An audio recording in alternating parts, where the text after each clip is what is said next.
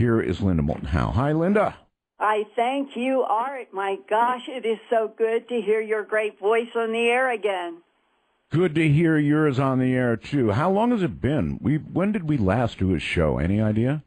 Probably, George started doing Coast in 2004, and I think that 2003 or the end of 2003 was our last Coast together in Dreamland. My God, that's 10 years. Now, to be fair, we have seen each other since. Yes. Right? Yes. And I guess we can tell everybody about that later, but so it hasn't been 10 years. I mean, but 10 years since the air. My goodness gracious. Okay. From the broadcast, and hopefully what we have worked on together we can do in another dark matter at some point here in the upcoming future. Okay.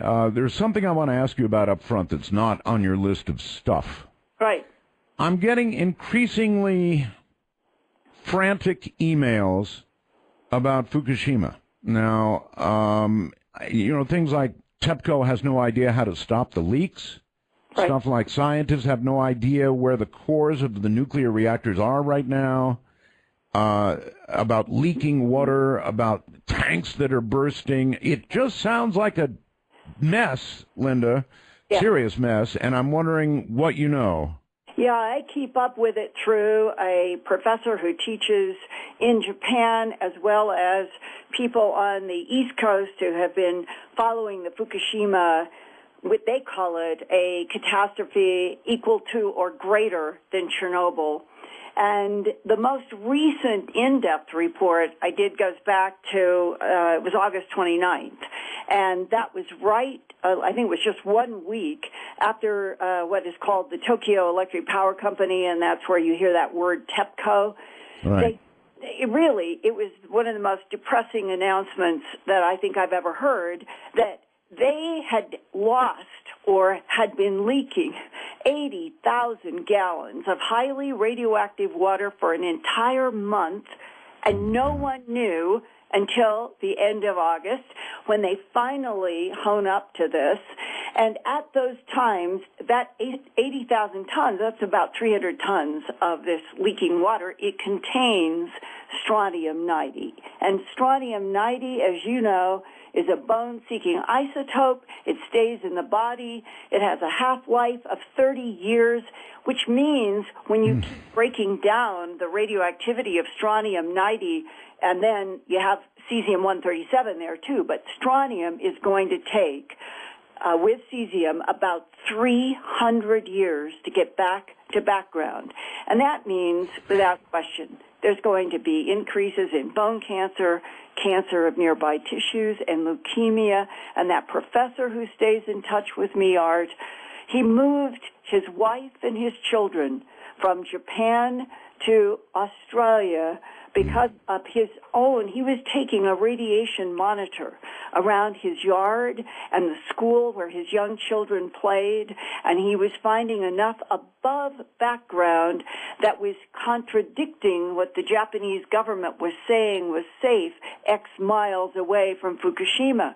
And on top of all of this, because of just the last announcement that they had lost track of that 80,000 gallons, it provoked the International Atomic Energy Agency to basically go to Japan and say, how could this happen? And now they raised that level from what was the United Nations. They have the 7-point International Nuclear and Radiological Event Scale, and it went up after 2.5 years from the first 3/11 disaster.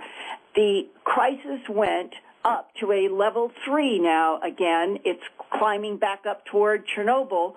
And one of the things that when I ask Dave Lochbaum, he's director of the Nuclear Safety Project for the Union of Concerned Scientists, and I ask him, what do you guys understand about the radioactivity of this water? What kind of exposure are we talking about? And he said, when some objective readings were taken at the end of August, along with that TEPCO announcement, it showed that if you or anybody were standing 2 feet from the water, the 80,000 tons or gallons that escaped, you would get the equivalent of 5 years' worth of radiation in just 1 hour.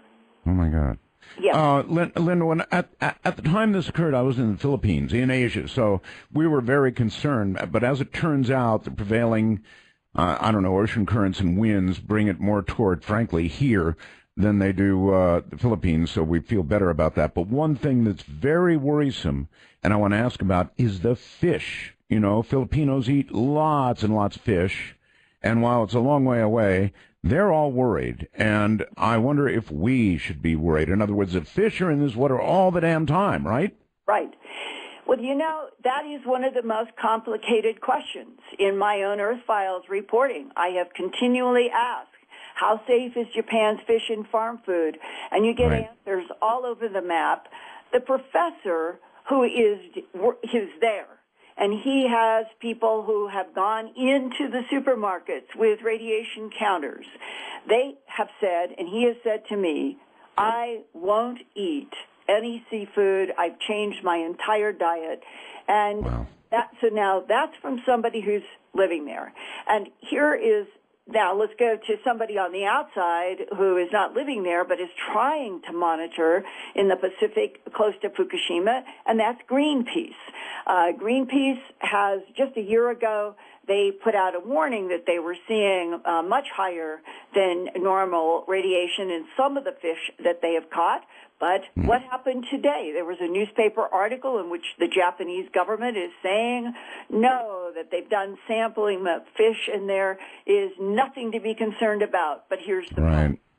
The professor and everyone I've interviewed, and that includes people in both Tokyo and Fukushima, and they say, and this is a quote, we can't trust anything the Japanese government says anymore, and that's why so many people are trying to do their own monitoring, but they're up against this. This is a fascinating cultural aspect of Japan. The government always has had a policy. It's sort of the metaphor are those beautiful white lace gloves that were on the cover of one of the news magazines after the horror of 3/11, of a woman who still had on her white lace gloves up against her forehead, surrounded by the ocean water and the trash. And the professor has said to me, this is a country in which everything always goes to politeness.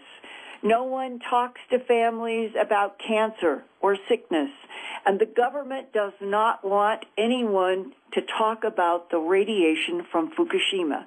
They've got the Olympics now. They want everything to be fine, and now we're talking about a contradiction between what is a political policy and what is the reality of a few people there who are trying to get data to the rest of us on the outside. And where does all this come down? A professor won't eat any of the seafood in any market anywhere in Japan where he is living. But Greenpeace has reported that they have measured radioactive rice, beef, fruits, vegetables, milk, and baby formula. And as recently as January 2013, I'm reading from a notice from Greenpeace, quote, fish caught off the coast of Fukushima measured 250,000 becquerels per kilogram of radioactive cesium. Now, what does that mean? That amount of radioactive cesium is 2,540 times the legal limit for human consumption. Holy smokes. Yeah, Linda, Mom always said politeness, it won't kill you to be polite. Sometimes I guess maybe it will.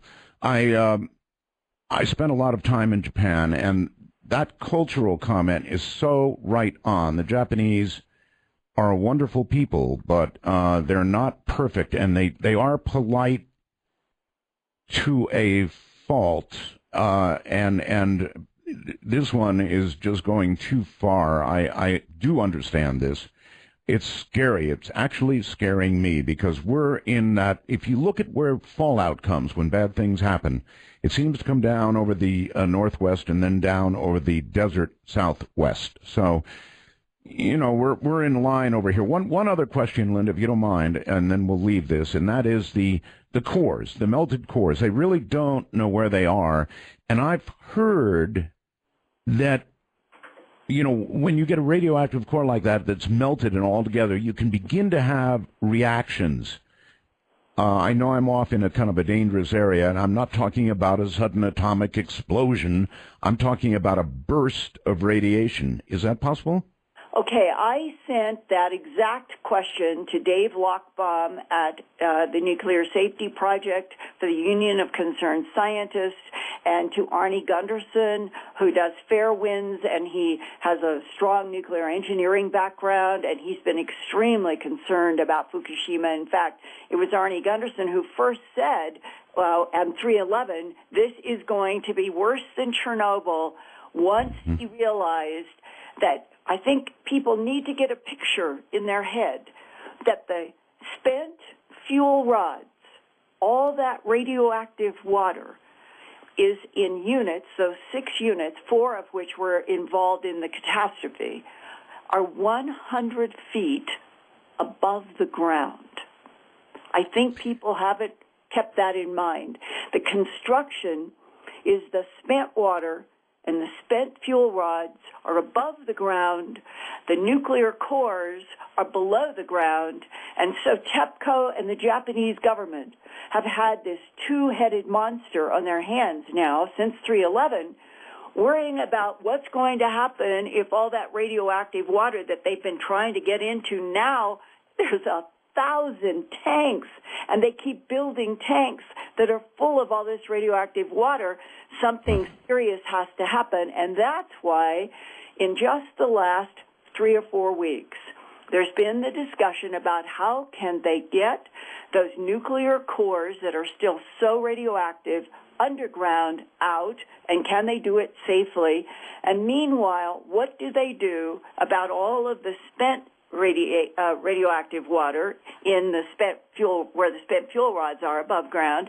And that's why the Japanese government, in sort of desperation, is saying that they are willing to spend several $billions to literally build an ice core in a circle around all of the Fukushima TEPCO land.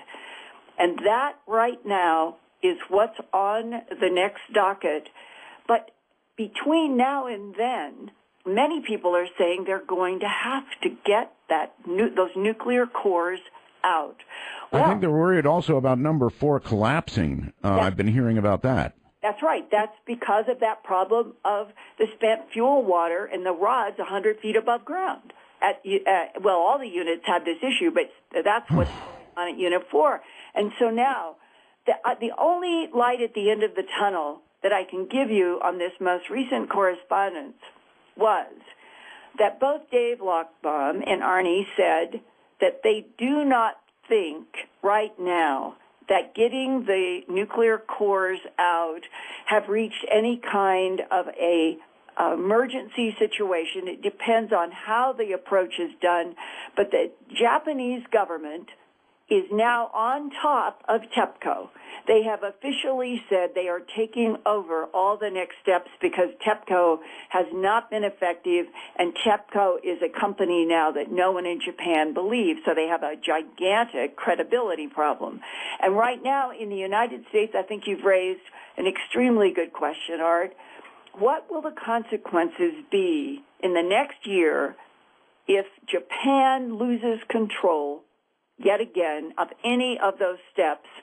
We'll call it the fuel rod water that's radioactive, the spent fuel, and those cores underneath. Plus, they have over 1,000 containers now of all of that wastewater that they've been gathering.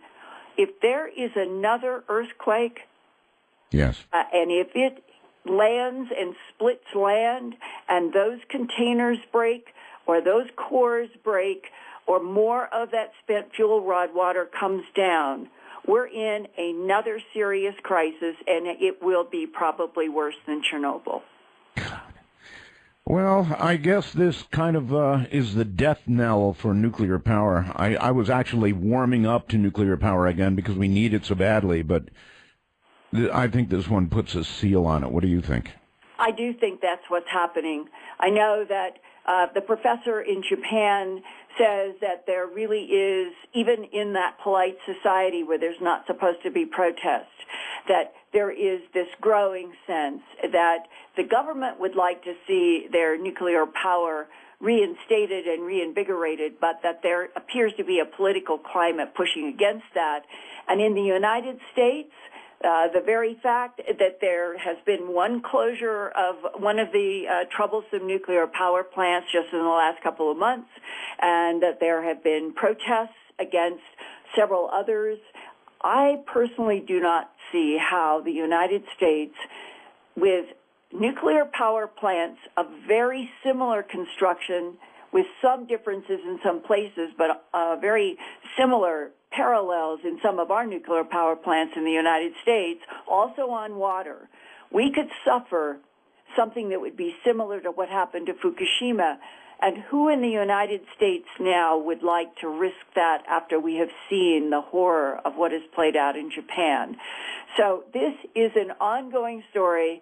As Dave Lochbaum, Union of Concerned Scientists, and Arnie Gunderson have said to me, this is a story that is going to continue to unfold for at least the next 30 years. You know, for somebody who wasn't prepared for this question, you sure have a lot of information about it. Thank you very much. All right, so we have a lot of ground to cover here. I see you've got it mapped out, half hour by half hour here. Where do you want to go first, and how do you want to do this? I thought it would be really fun to sort of take your audience now with you and with me back to, I'm going back to, and I'm holding it in my hand, it is the original audio cassette that I put in my analog audio cassette player for you, and it's labeled 1978 Bigfoot Howls, 1 minute edited for Dreamland with Art Bell, dated. Oh, my. Yeah, that's dated, all right. Yeah, dated June 18th, 1995.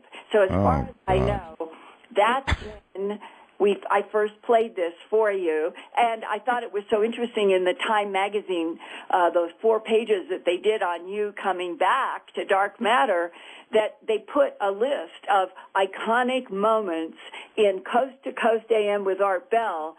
And they said, they highlighted this one about the Bigfoot yowls. And so I'm going to set the stage just a little, and we're going to hear this again.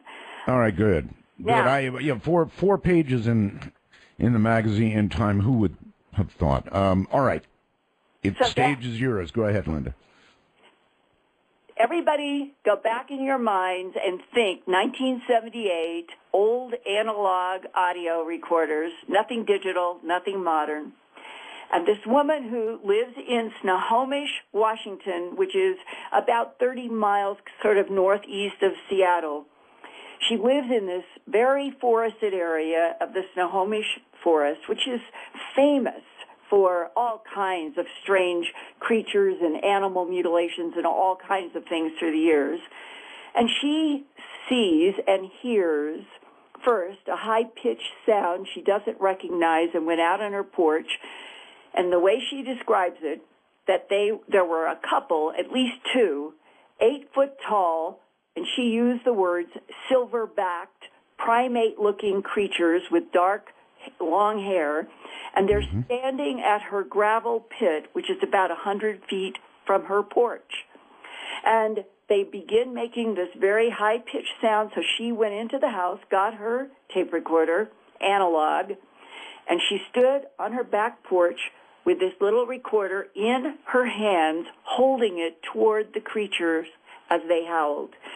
And this is the same excerpt that I played for you back in 1995 from that old, sort of slightly scratchy analog tape from December 1978. Here we go.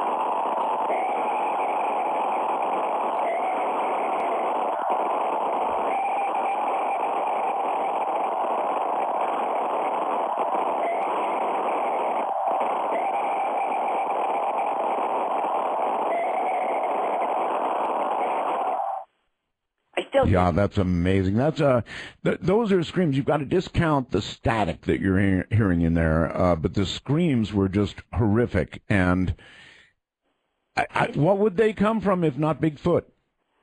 Well, now this is an eyewitness. That's what has always made this audio so powerful, and why I played it for you back in '95, is that we had the eyewitness description of this woman standing on her porch, and she's looking at these 8-foot-tall primates.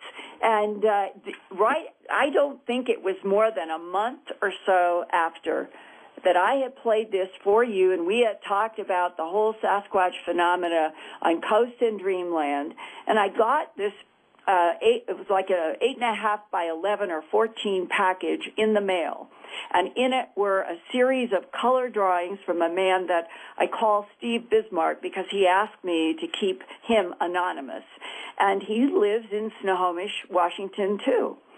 And he was out pulling weeds on his dad's property on Easter weekend in 1977.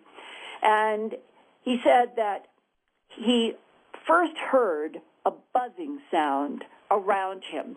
And it made him look up, and to his complete amazement, daytime, blue sky, here is a big, he estimated 100-foot diameter silver disc, and it's coming right down to the top of one of the big evergreen trees, not too far from where he's pulling weeds. And as this silver disc settles down over this tree, the tree starts moving wildly as if there were almost hurricane winds, and that astonished him even further because it was a completely still day. So whatever was happening, it was generated by this disc. And then, now, as he said, he's standing almost paralyzed, somewhere between fear and awe. And out of this craft, now, this is in your mind's eye, because he drew them, and I have all these illustrations in my third book, Glimpses of Other Realities. That's the second volume, called High Strangeness. And so you see the drawings, and so I'm going to try to give you a word picture.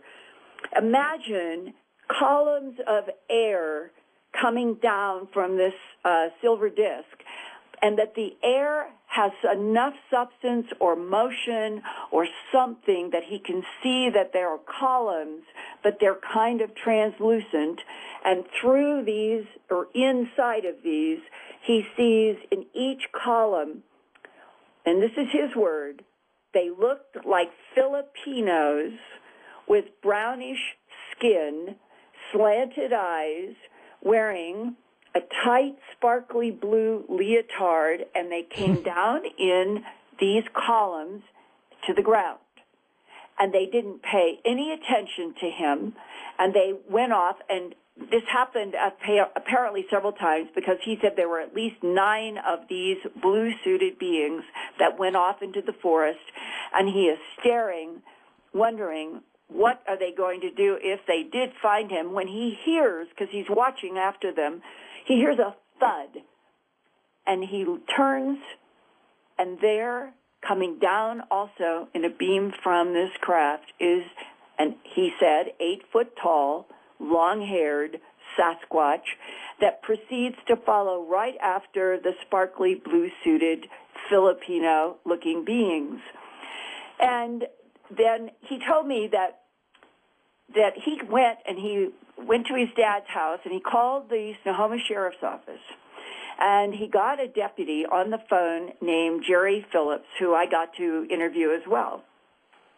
And he told the deputy all about this and was shocked when the deputy told him, Steve Bismarck, that the sheriff's office was getting a lot of phone calls about strange lights in the sky and unusual animal deaths, and so the deputy, was coming out to check, because now this guy is reporting the UFO, the blue beings, the Sasquatch. Well, now, Deputy Phillips, when I did an interview with him, told me that he went out, walked all over, and at exactly the place where Steve Bismarck took him and said, here's where these 2 bizarre air-like translucent beams hit the ground, and these beings and that Sasquatch came down. Deputy Phillips told me that he found many, not one, but many egg-shaped holes in the ground. And then further on, in the direction that all these creatures had gone, he found a huge 5-toed print. He made a plaster cast of it. I have a photograph in the book. I mean, it's gigantic. It's one of those 14, 17-inch long, 8, 10-inch wide feet with toes. And when the deputy began doing more field research around Steve Bismarck's house, he came upon what he said was one of the strangest animal deaths of that year and the next year when they were flooded with the bloodless, trackless animal mutilations. He said that hanging from a broken branch, something had broken a branch that was 9 to 10 feet off the ground, was a deer hanging by the scruff of its neck over the broken branch, and had the classic ear, eye, tongue, jaw, genitals, and rectum cord out, no blood. Okay, where do you even begin here? I guess, number one, I'm trying to picture the lady that you talked about standing on her porch with a tape recorder, facing 8-foot Sasquatch animals, screaming in a way that would curdle the blood of anybody, and not running in terror, taking off like Wile E. Coyote or something. I don't know. I couldn't have done it. I couldn't have stood there with that tape recorder. Did you ever have an opportunity to ask Helen, the good Lord's name, she was able to stay planted? Well, you know, the tape and the letter and the correspondence was sent to me through an intermediary, and I've heard her voice on the audio tapes describing the dates and what she's doing, so I know her that way. But I can tell you that by being able to talk to the Sasquatch investigator who sent me this package, he said that she had heard these high-pitched sounds so many times in the forest that she had become accustomed, confused, puzzled, so that the day that for some reason they had felt comfortable enough to come up to her gravel pit, it wasn't like she was in fear of something that was immediately unknown. I remember that. She had been hearing it. And I think if I'd been in her shoes and I had a tape recorder, I would want to have taped this sound too, as long as running. Oh, yes, indeed. Linda, hold tight. We're going to take a break here. So at the moment, we're talking about Bigfoot. It's an extremely interesting discussion. I am so curious about Bigfoot. I have been all these years. I've had a million requests to replay what Linda replayed. Getting kind of old now on the tape, no question about that. But there's something I want Linda to listen. I want Linda to take a very careful listen to this and see what you think. Okay.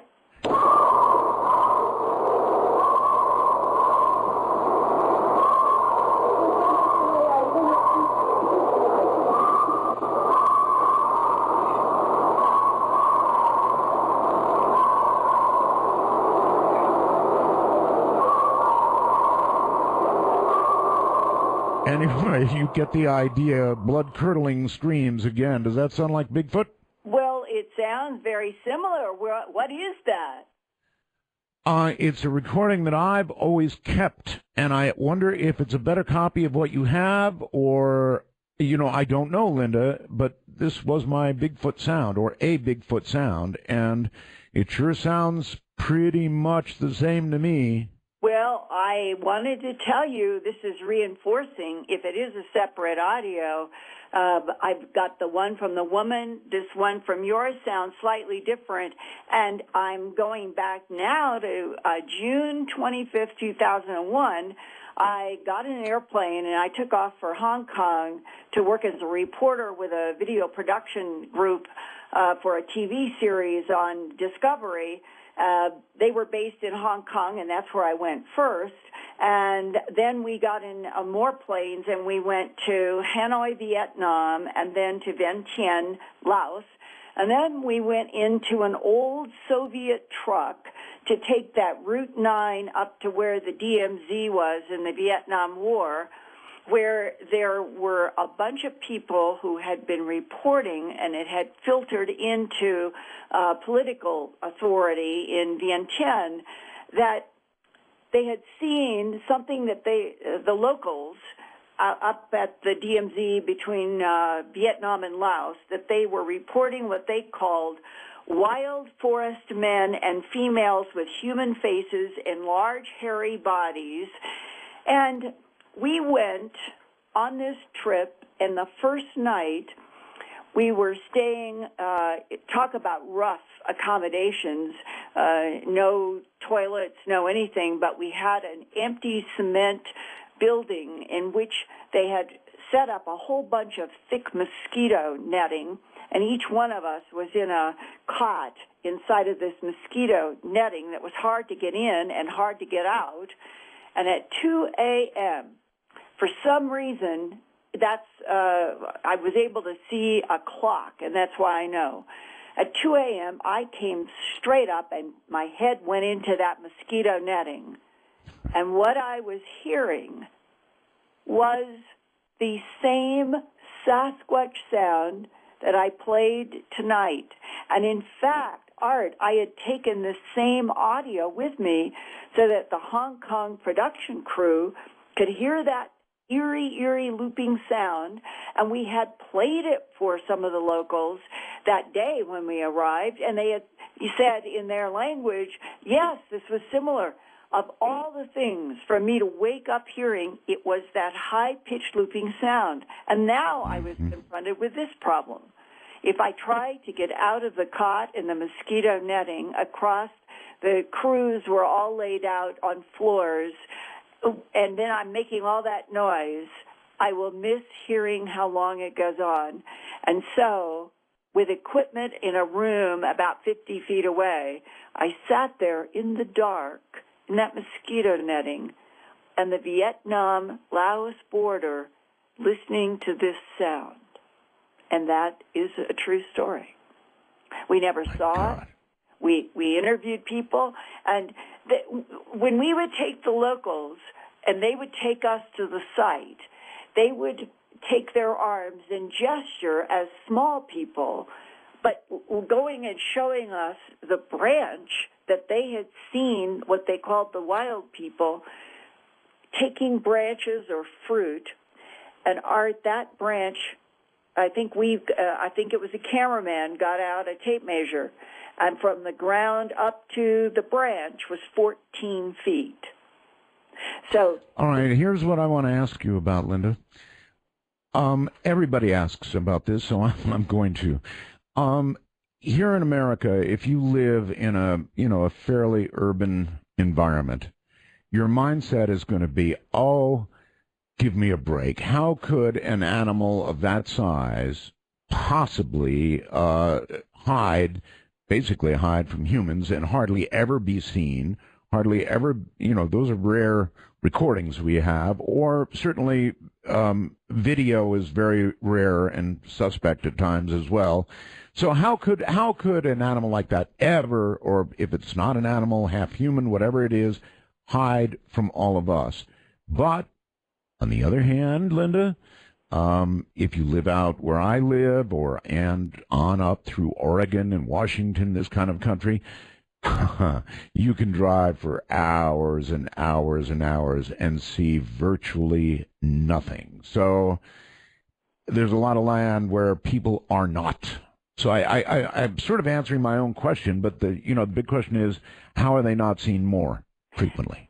The consensus, and this is a hypothesis because it's not proved, is that the Sasquatch, Bigfoot, wild man, Yeti live underground.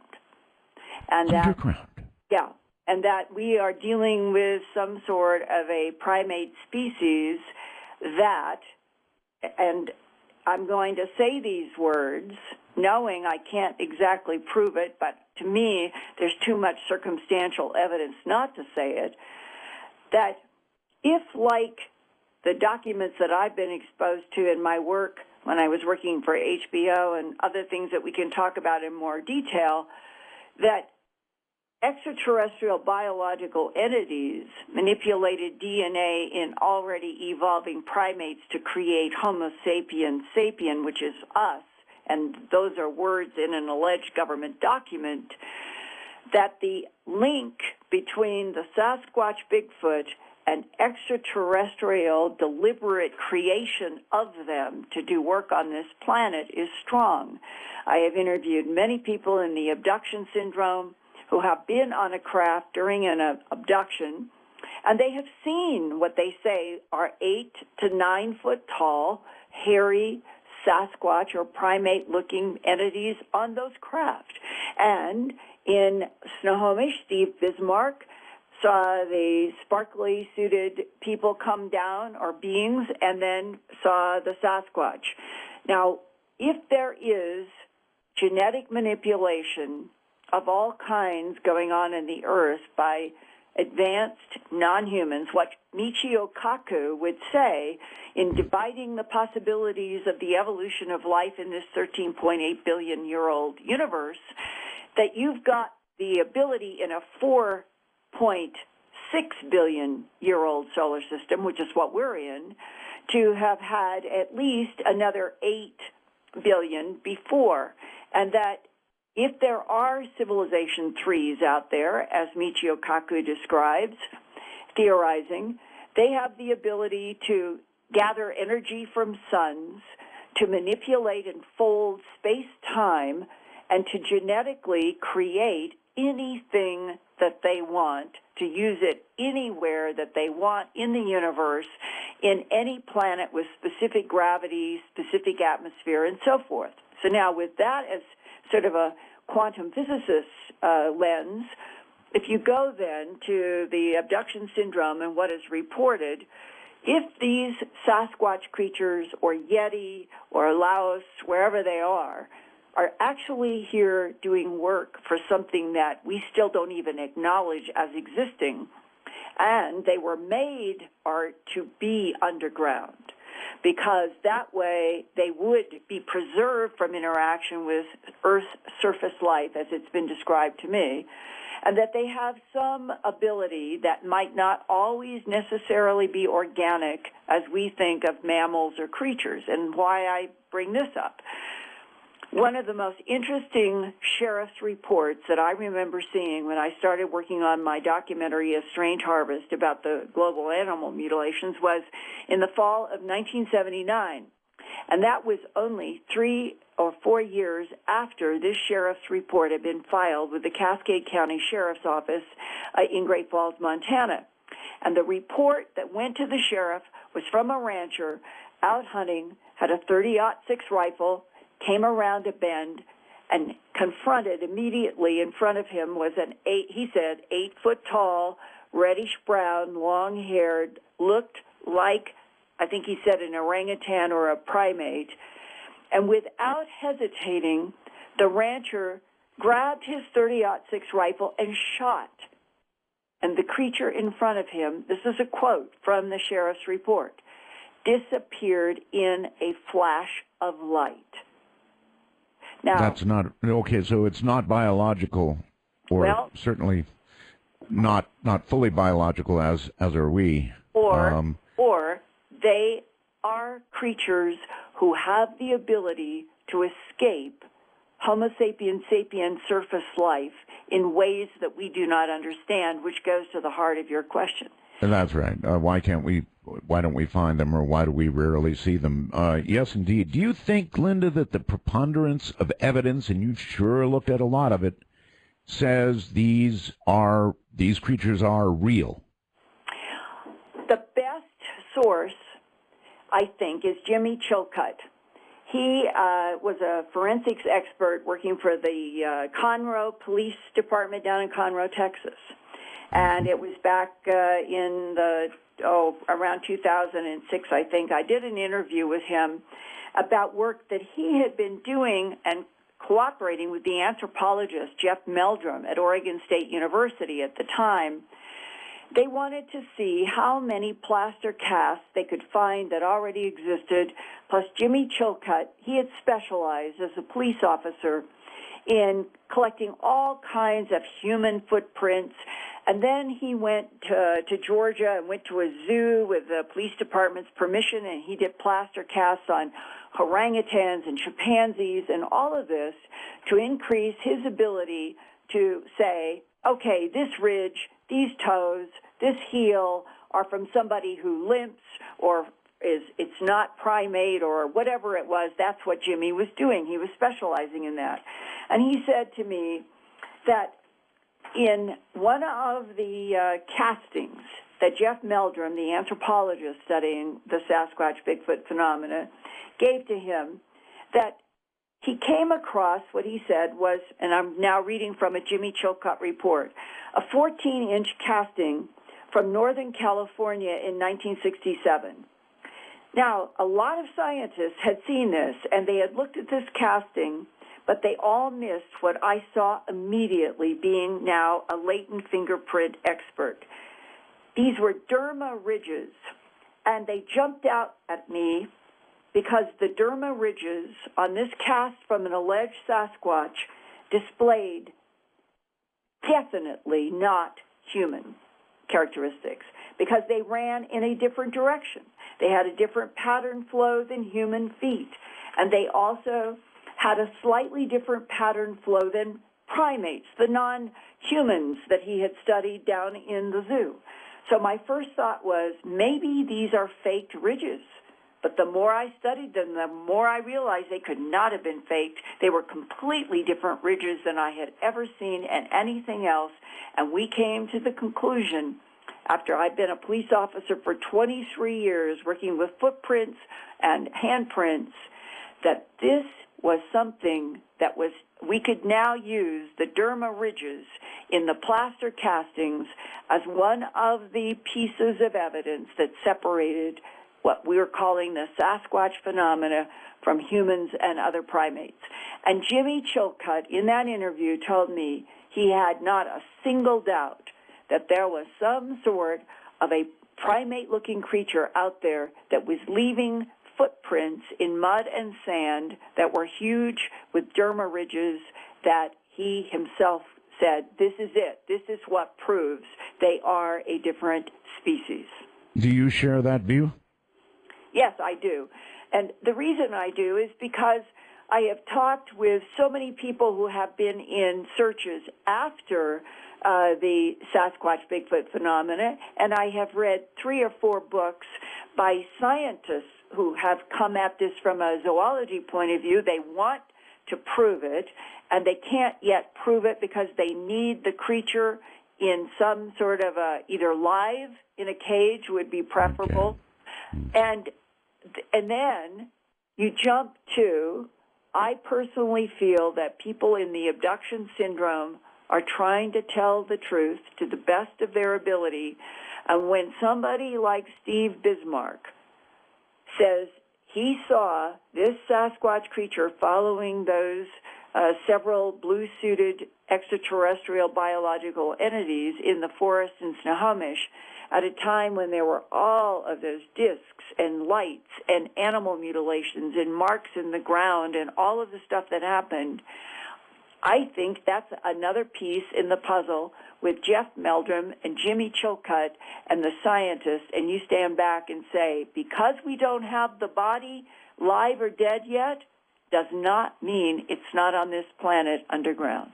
All right, there's been a great debate about whether a Bigfoot should be shot. Now, there are those who scream, no, of course not, they're rare, they're endangered, and last thing you want to do in the world is kill one. Other scientists have said, no, we need a body, we need that evidence. And I wonder which side of that question you'd be on. I hate to see anything be killed. It's just my nature. I would not want to kill a Sasquatch. I don't know if they are retrievable in a live form, meaning they are so strong, so big, so smart, so agile, that maybe it's not possible to get them into a cage. But to shoot one, I think, would just be horrible. So I don't. Okay, so your answer would be no. Yeah, my personal answer would be I would never shoot one. I actually had a fellow on the show who had a very, very good story, and I'm sure you remember that he shot a couple of Bigfoot. And he was very concerned, and I think rightfully so. He buried them, Linda. I still have a map to where those bodies are located. No kidding. Oh, no, you didn't know about this, huh? Oh, wow. Well, that would be, you can still learn stuff about DNA from bones. If they're not well, DNA. I have sworn, and I intend to keep my word. Unless he released me to do so, I would not, show the map to anybody. I had to. He was actually worried, Linda, that the police would become involved. He was, frankly, a little unsure what he had killed. I mean, he described classic Bigfoot, but if you really, you've got to think as he would think. He shot these two creatures, and he was concerned about possibly being prosecuted. His nickname was Bugs. Linda, welcome back. Thank you, Art. And just to sort of connect to where we left off, and I was talking about Jimmy Chilcutt, I found during the break a quote from him in a 2000 interview that I did with him, and he had told Field and Stream magazine in an article about his work for the Texas police station, quote, "I can assure you there is an animal up in the Pacific Northwest that we have never seen," close quote. And I think that really sums up what everybody who has seriously studied Sasquatch, Bigfoot, Yeti thinks. I do agree with you. I think there seems to be increasing evidence. Now I notice there are those doing DNA work as well, right? There is Melba Ketchum. She did a release earlier this year or at the end of last year, and it was about her doing DNA sequencing that proved that the Sasquatch was a combination of Homo sapien and a primate that was probably a lemur. Now, I interviewed her. I read her entire website. I have read all of the critiques of her, of which there have been more than any support. And I think that part of the problem is that she did not have any easy way to work with, we'll call them formal laboratories, because as soon as she would tell them that she was trying to do genome sequencing on Sasquatch, they would back off. Mm-hmm. I don't know at this point the whole issue of contamination of DNA. That is a big deal. And neither you nor I nor anybody who is not in what's called the paper chain, where you have the same person, the same process, the same scientist gets the tissue that has the DNA. You know where it goes, you know to what lab, you know where it's kept locked, it's dealt with. The whole chain, paper chain on true credible science means that you are always trying to protect against contamination. And in this story of what Melba Ketchum did, apparently it is hard to, or at least many scientists are critical, that is not confirmed or that it wasn't protected.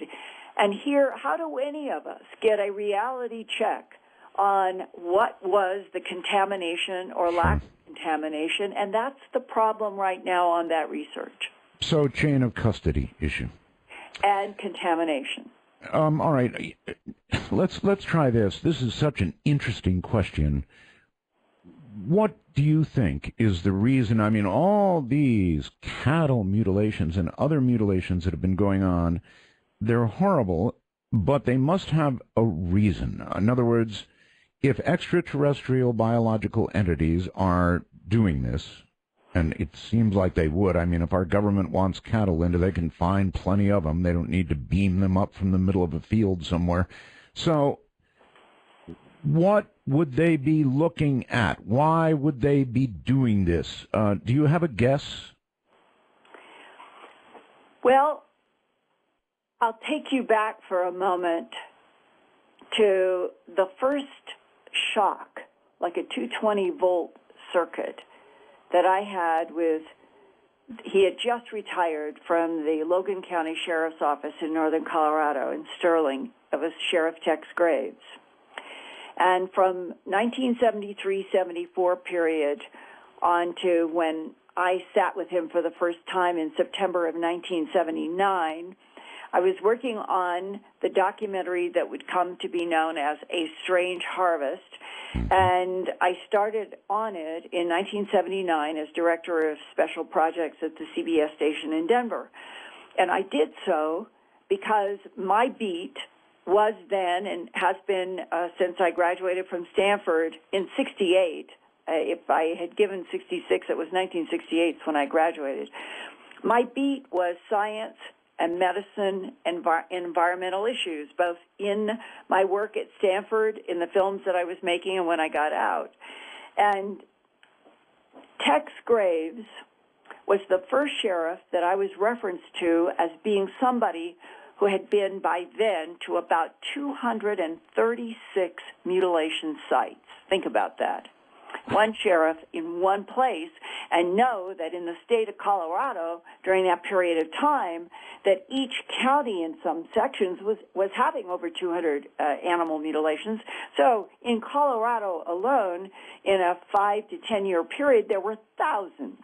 Art, there were thousands. So now I'm going for the first time trying to get my bearings in a story that I only have the Denver Post and the Rocky Mountain News and the TV stations away from my own TV station reporting all these strange, bloodless, unusual deaths. So he had retired and was in a vacuum cleaner shop in Logan that he was repairing vacuums after being a sheriff for so long. And he had gotten, for me, specifically to look at, I remember the count because I counted them all out on the floor, 266 color Polaroid photos that he had taken of all these mutilations. And as I went through, there was one particular one that I asked him about. It was a steer, a heavy steer, a big steer, all black, lying on its right side, and the front legs and the back legs were together so neatly in such neat parallel that it looked artificial. But this is the way the sheriff photographed it at the mutilation site. Sure. That nothing had moved. Those hooves were on dry powder, and they are neat. There's no movement, there's no struggle, there's no tracks around this body, not even the steer's own tracks. And the head was down in a hole that the sheriff told me was 8 inches deep. And he said he stood there looking. The ear, the eye, the tongue, the jaw, the genitals, and the rectum are gone. The legs are as neat as a pin, no tracks, and here the head is down in an 8-inch hole. And he said, Linda, the only conclusion that we can draw is that whatever did this to this steer kept all of the body completely, totally paralyzed and immobile except for the head. And the head, in some sort of agony, dug an 8-inch hole before it died. Oh, good Lord. Now, I felt several things at that moment. I felt rage at what seemed cruelty. Sure. I felt fear about a technology that could do this. And then I said to Sheriff Graves, you're describing something flaunting its ability, as if there almost are calling cards in the way these mutilations are done, whether it's horses and cattle or dogs and cats, pigs. It's every domestic animal that you can think of, and I have seen photographs from deer, elk, marmots that have been subjected to exactly the same bloodless excisions, and the U.S. Forestry Service has known about them. And when I said to Sheriff Graves, it feels like something is flaunting, he looked at me, smoking a cigarette, eye to eye, and he said, the perpetrators of these animal mutilations are creatures from outer space. Wow. And it was that 220-volt circuit hit me. I was Alice going through the mirror into a brand new land when Sheriff Tex Graves said that. And I remember... Linda, is this what moved you from conventional environmental reporting into this new world that you're very centered in now? Is that the moment? Yes, it was, exactly.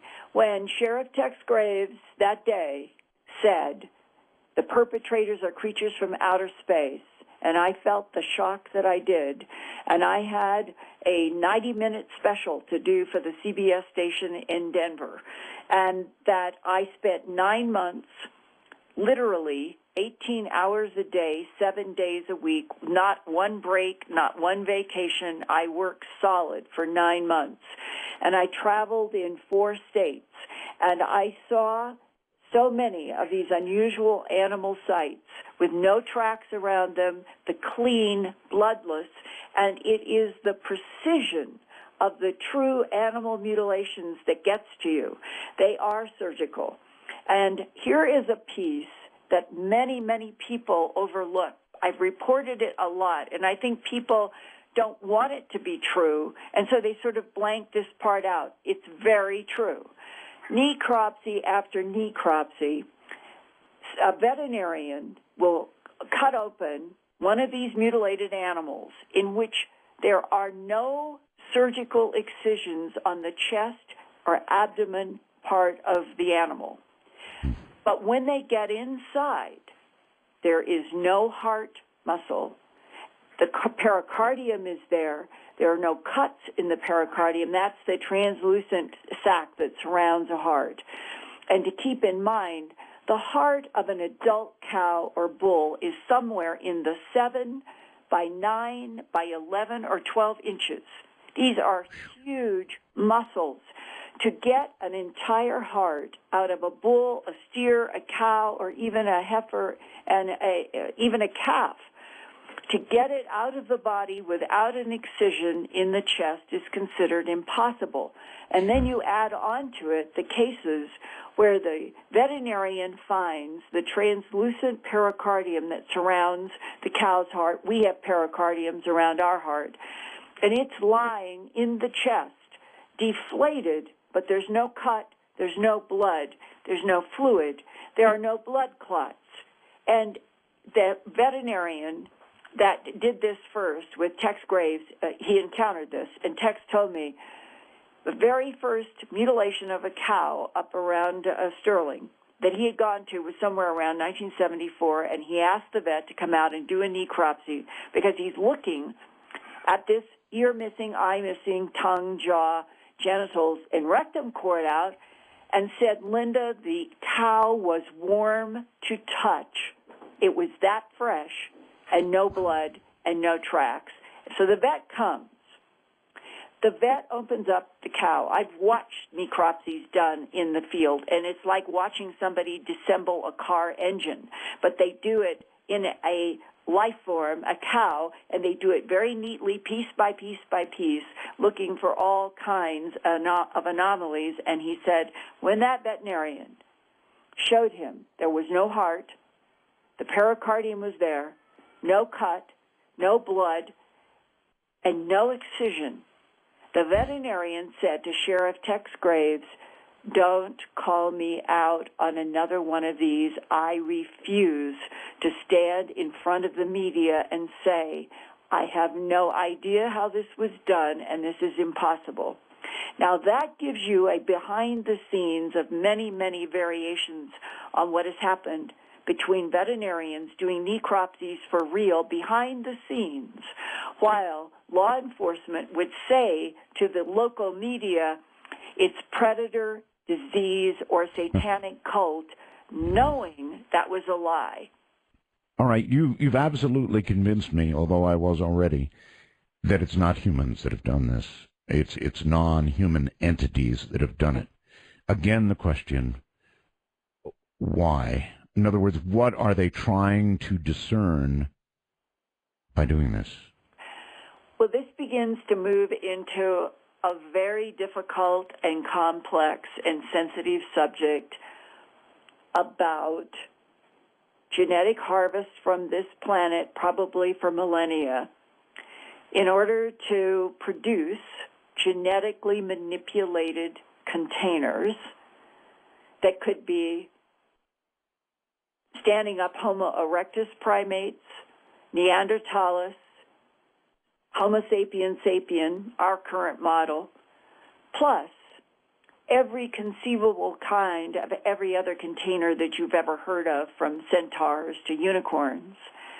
In experimentations on this planet, in this solar system, that has a particular gravity, a particular atmosphere, a lot of water. And when it comes to the why, it's even more difficult.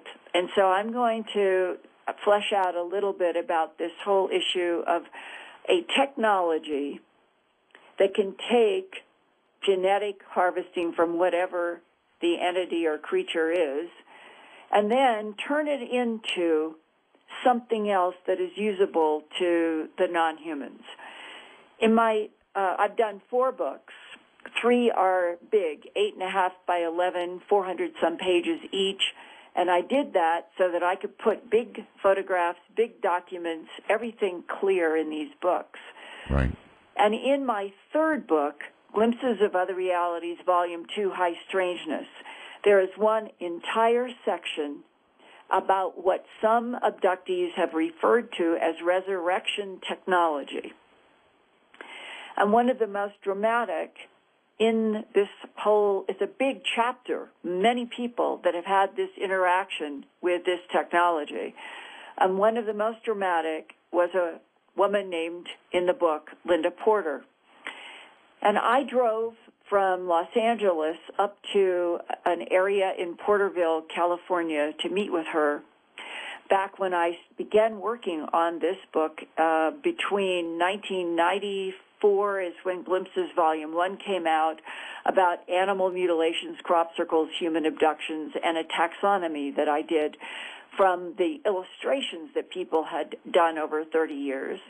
And then by 1998, Glimpses Volume 2 came out. So I was working on all of this between 1992, 93, and that's when I went to see Linda Porter.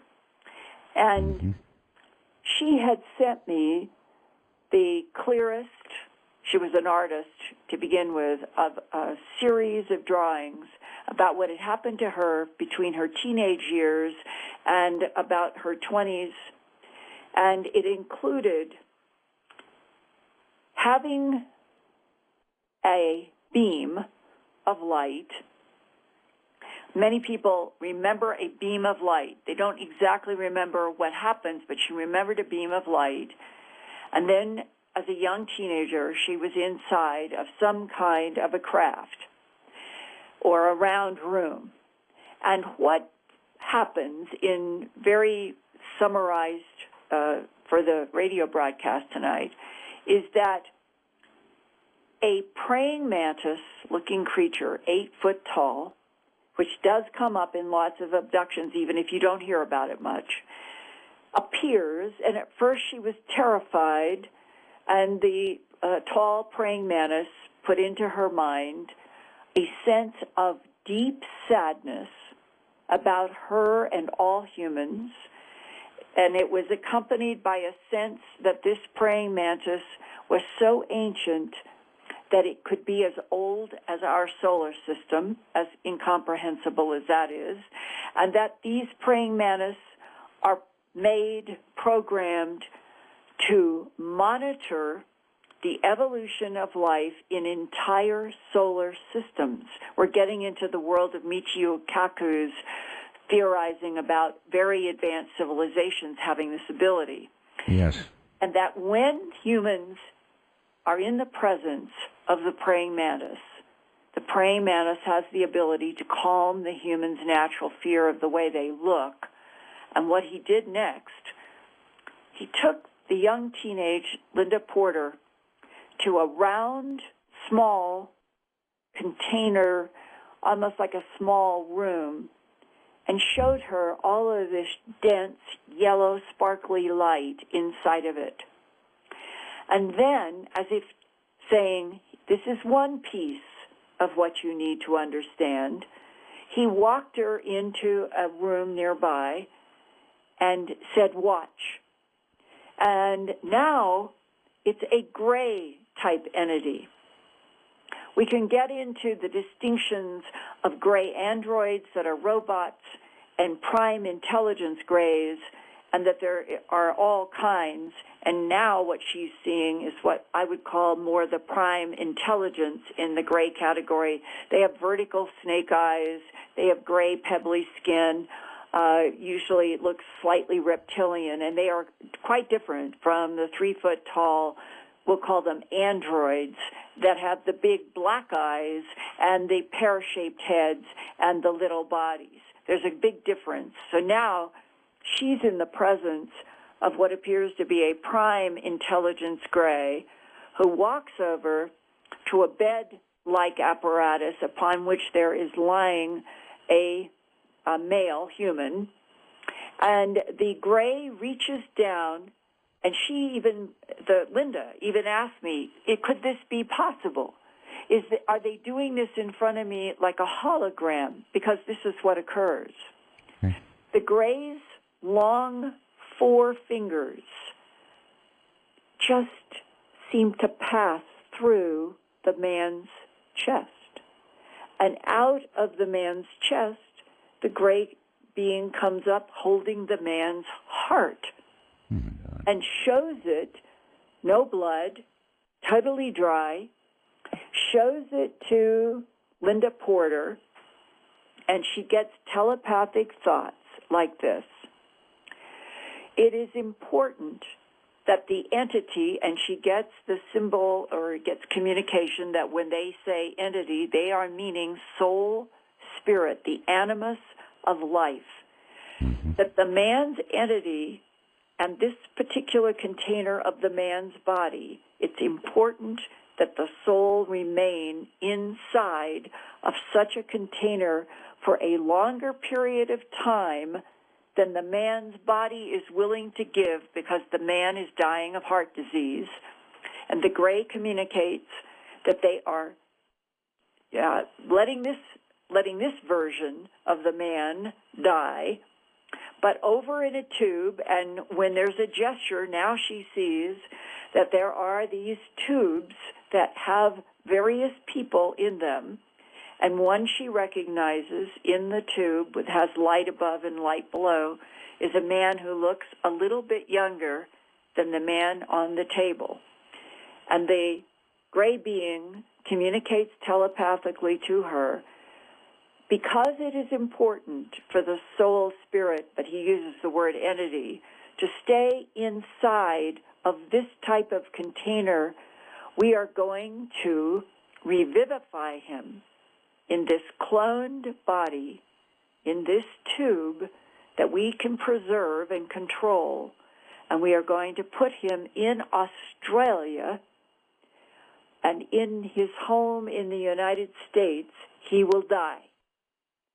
So the non-humans, are showing a teenager that they have the ability to allow a container to die while they simultaneously are resurrecting a cloned, preserved body, because there is something extremely important.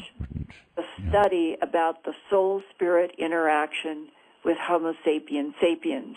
This is very complex, and we can keep going in this. Oh, no, by all means. So they're studying that soul. That is a how would you put it? I guess he was a case study, and for some reason they needed that soul to continue. Well, what if because I don't think they're studying just one thing. I think this is a huge, complex, 16-layered chess game that's going on concerning various agendas by various non-humans, and the non-humans themselves may not always get along about this political question. What is allowable to do with life?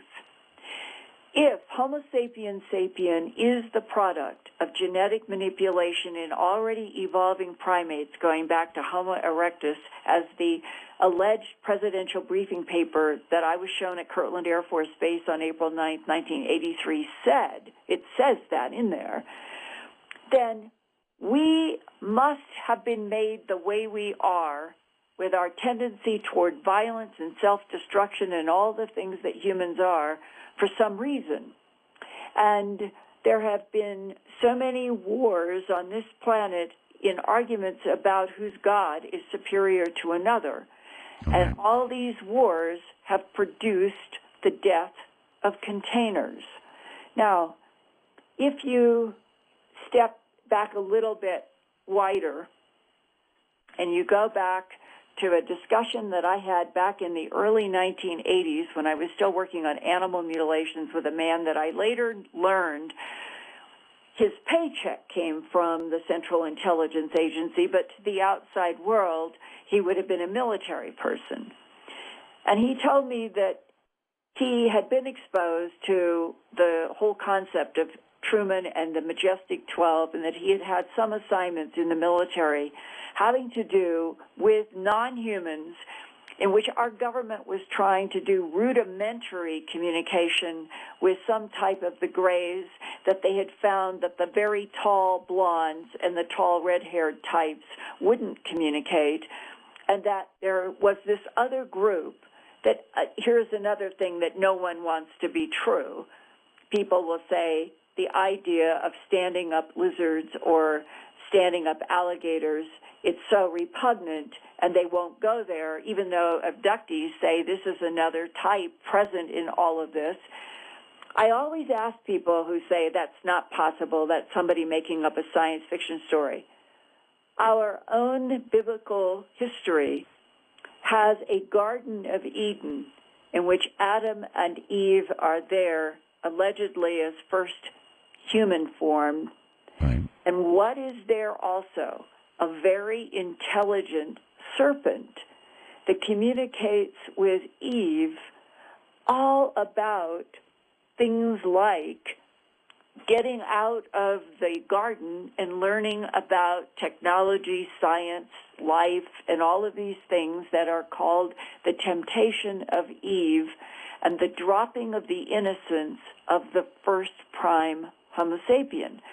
Well, who is that serpent in the Garden of Eden for real?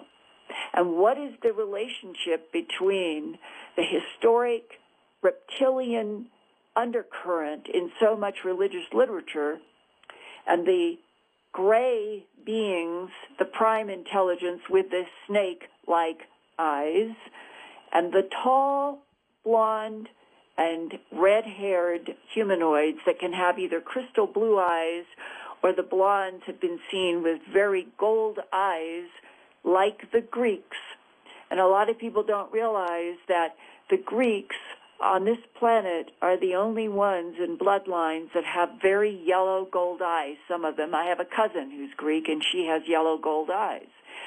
And that there are all kinds of contradictions and confusions in our own religious and earth history that when you come to these stories that I've run into and have published in Glimpses of Other Realities about people being shown by beings, mixtures of beings, that their body and the relationship of the container to the soul spirit has some very profound meaning to these non-humans, and they are trying to study it.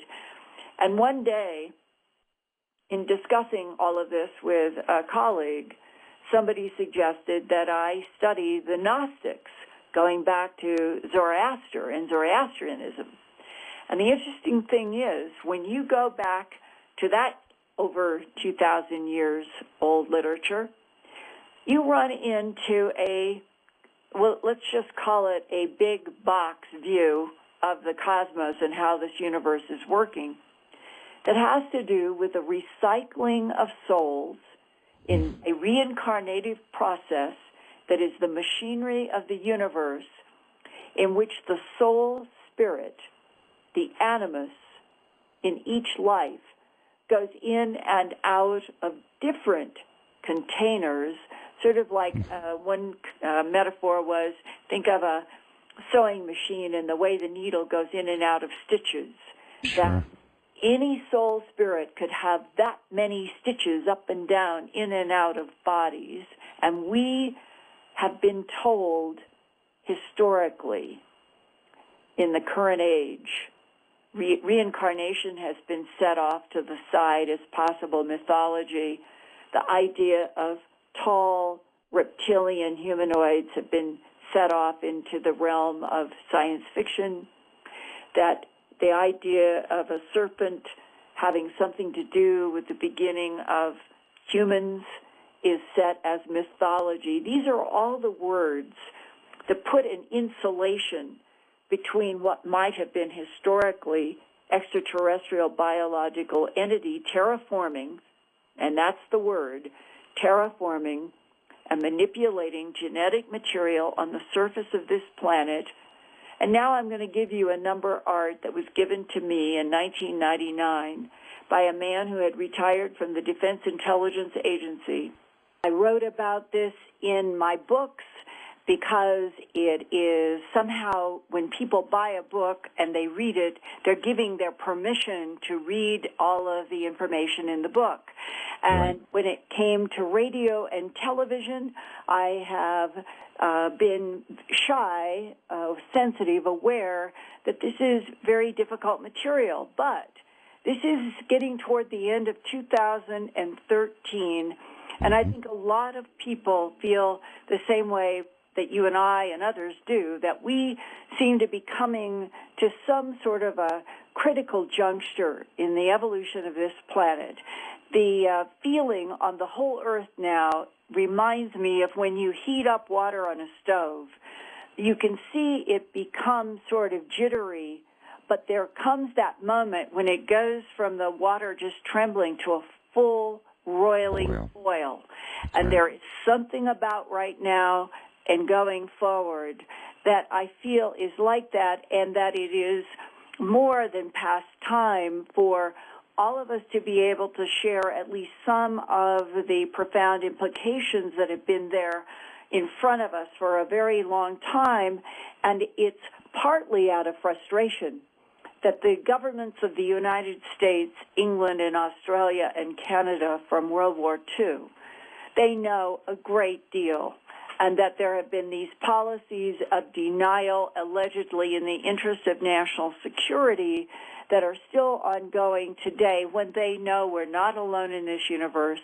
They know that there are all kinds of intelligences. And what I started to say just before the break, in December of 1999, a very complex series of connections were made by a man in the World Bank to get a man who was retiring from the Defense Intelligence Agency, who had seen my book, Glimpses of Other Realities, Volume 2, High Strangeness, and was shocked that in that chapter about the resurrection technology and the, we'll call it the revivification or reviving clone bodies to continue on some sort of a monitored living latitude, longitude here on Earth, the DIA guy went to the World Bank man and asked for a meeting. And the meeting had to be on some ground that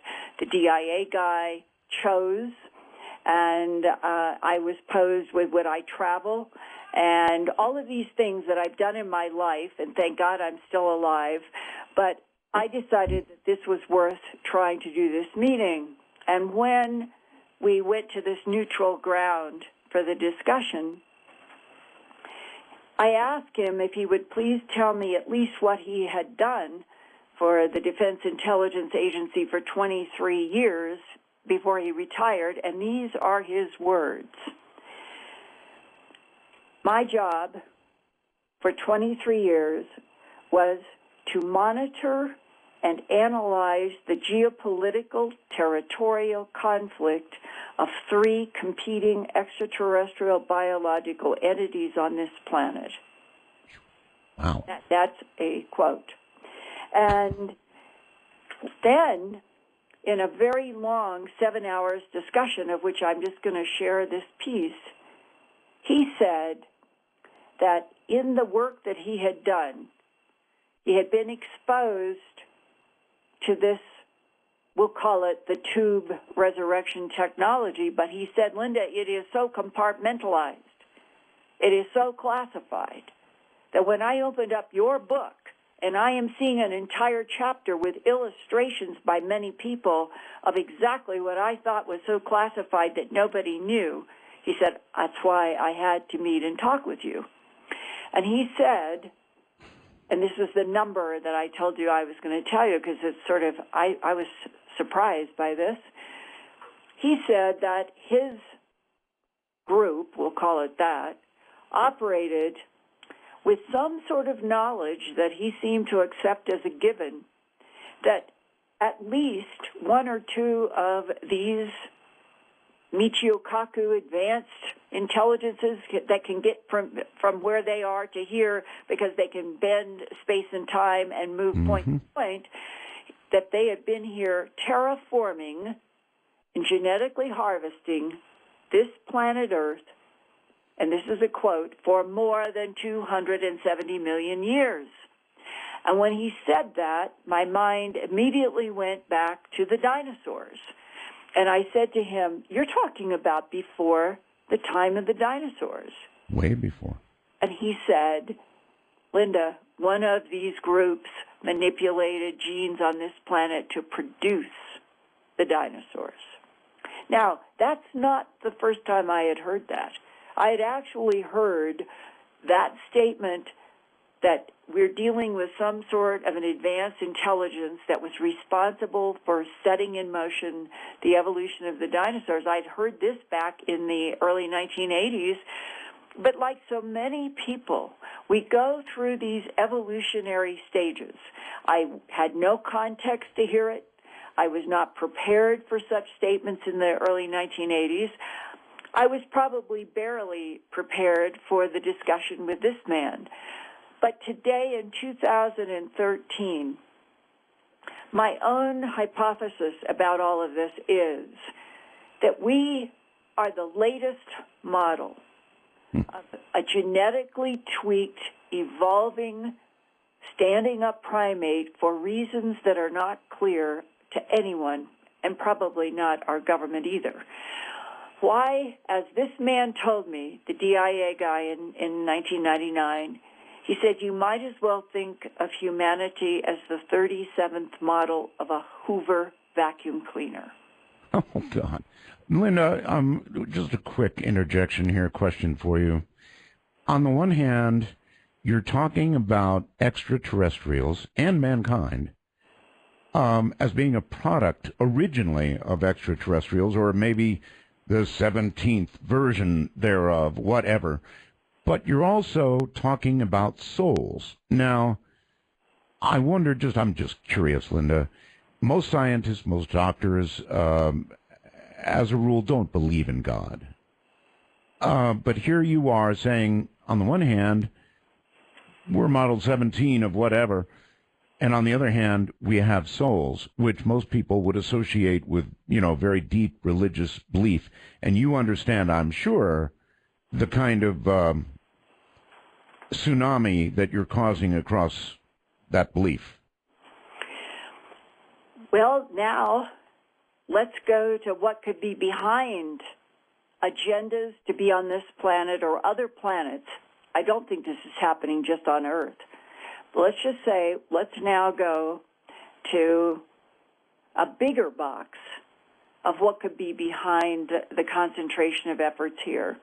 Okay. And this comes to something that I first introduced in Glimpses of Other Realities, Volume 2, in that large chapter in which there are abductees who have had these dealings with these tubes and the resurrection technology, and they all, and this includes now modern interviews that I have done this year and last year and the year before of people still in the abduction syndrome that are still having encounters with these same varieties of beings, and everyone that I have done these interviews with are saying there is a conflict about what is allowable to do with life, and that it boils down to both my book, Glimpses, and modern experiences that I have been documenting at Earth Files more recently, that there is a huge argument between at least two types out there, sometimes described as being two factions of the tall blondes, in which the tall red hairs have already taken a Prometheus-like allyship with struggling, dumb, blind, kept dumb and blind Homo sapien sapien, while two tall blonde factions conflict, war with each other, but not in the way we think of war. Theirs is mind against mind and mental strength, and that they have the ability to neutralize gravity, use three-dimensional holograms on this planet that humans cannot tell, one tree that is a hologram that they're projecting from another, and that the third technology, there's like three rings, neutralizing gravity, holographic projections that are vividly like everything else around us, and the third is invisibility. And that when you take those three powerful technologies to a conflict, a political argument like Democrats and Republicans, and the issue is one group thinks that the concoction, the evolution, the tweaking, the genetic manipulation of already evolving primates to create ultimately us, that we are less than a roach, because a roach would have evolved somehow naturally in the scheme of the divine field, and that those that are manipulating the DNA on this planet and other planets to create whatever they want, that they are wrong, and that somebody is going to put a stop to that cloning and that manipulation, and that this is the core of the fight that is going on around us, sort of in the unseen. Now, if this is true, if all of these abductees are describing something that would explain why there seem to be different types doing different agendas, ranging all the way from animal mutilation harvest to very inspiring, where people have their minds are inspired or their bodies are healed. The UFO abduction and interaction field covers a wide span on a bell-shaped curve of everything from terrifying and mutilations to the most inspiring and completely healing. Mm-hmm.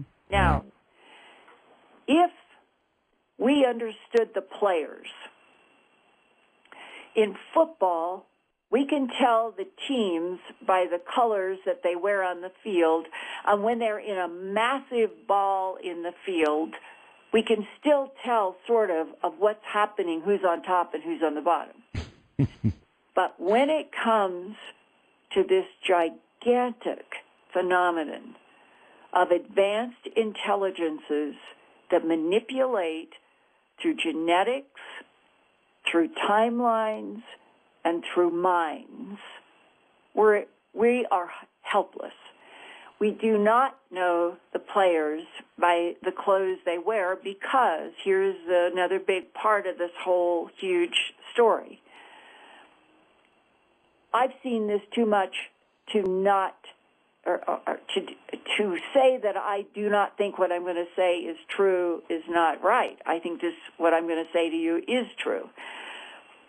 That we are dealing with other intelligences who have very complex agendas about the various lives and lives that they harvest and make and continue to study for perhaps this issue about where souls go at the moment of death. But coming back from that, in the process of doing all of this, the issue of being able to go down into a planet, Earth, and never be seen. Mm-hmm. But you have to get down close to study these beings that you want to manipulate and interact with without them ever knowing, because that would destroy what they're trying to accomplish.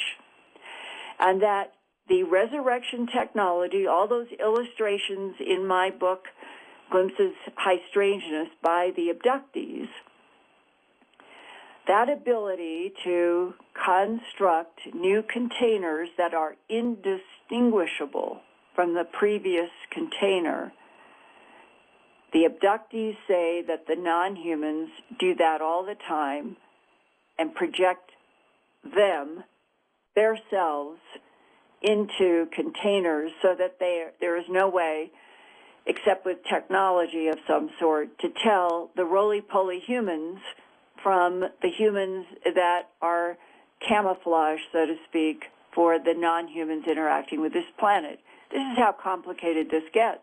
Good Lord, Linda, you're actually talking about an invasion. Really? Well, I don't even know that that's a fair word, because I've come to think of it as, if we got down on a petri dish with bacteria to study it, we'd have to do something to get down into that petri dish. And in a funny, strange way, the metaphor is that if you're an advanced civilization in the universe and you want to experience what it is like to be, let's say, evolving primates on Earth, then you make something in which you can project your consciousness into so that you can be close and up front, but you don't want to be detected by that which you have made and are tweaking and are studying. So it's not an invasion, because the last thing they want is our destruction, some of them. Some of them may think that we are not worth saving, but others do. And yet it is a kind of invasion, though, Linda. I mean, if we become a container for a soul other than our own, we have indeed been invaded. Well, now you're raising the question that once upon a time there was a fad about walk-ins and all of that. But I see this still differently, that the cloned body of the man who was put in Australia, his soul spirit has gone into that clone. He doesn't, may not even know anything about what happened. Only Linda Porter and the praying mantis and the Greys may know what has happened. So it isn't like another entity is in that body. It is that man's soul spirit. She saw this glowing material leave the dead body and go into the one in the tube, and he was revived and seemed normal and healthy. So there's that aspect. Well, perhaps not yet, Linda, but you have to imagine if they have the capability to do that, then if we're regarded as nothing more than containers. Anyway, I'll leave it at that. I do want to ask something. We can watch what they do, Linda. So, in the years that you have been documenting, for example, the mutilations, would you say that back then there were many, many, many, and that it's trailed off? In other words, we can watch what they do. Have there not been as many mutilations in recent years? Is it trailing off? No, they just changed latitude, longitude. Really? Latitude, longitude is a key to animal mutilations, meaning that there are cycles of animal mutilations at certain latitude, longitudes over and over and over again, over decades, probably centuries. And that right now, from 2002 to 2013, there literally have been 5,000 or 6,000 mutilations in Argentina alone. Wow. And we can okay, so it's just moving around. It always has. The idea that the United States and Canada, because they've been mutilations have been reported in every state and every province in Canada now since going back to the middle of the last century and probably back further. And the conversation that I remember in '79 fall when I started as a complete innocent on A Strange Harvest, I called the BBC and talked with a producer there because I was trying to find out if they had any more historical information about mutilations than I had from the famous September 1967 case in southern Colorado. And that's where the reporters got it all wrong. They said it was a male horse named Snippy. It wasn't. It was a female horse named Lady. That was September of '67, the story that went around the world. That was the beginning, the breakthrough of mutilations to the public's consciousness. It was not the beginning of mutilations. And the BBC producer said that they had seen a journal that had been published in Australia about a 1911 case in which 104 sheep were found on an Australian billabong, completely bloodless. There was no blood anywhere on any of the white hair. And around the 104 sheep, there were no tracks. No tracks. Not the sheep's tracks, nothing else's tracks, and an ear, eye, jaw, flesh, tongue, genitals, and rectums were cored out in all 104 sheep. Now, if that is valid, we've never been able to get to the people who were there, and it's always been that it was a journal and we can't find it. If that's true, though, you're talking about all of the ingredients of the animal mutilations that are present today in Argentina, in the United States, in Canada, in England. It goes on, where all of that has occurred and continue to be bloodless and trackless. And in 1911, there were no lasers, there were no helicopters or beams that could have, okay. So now we have the same phenomena widespread there on that many animals in one site.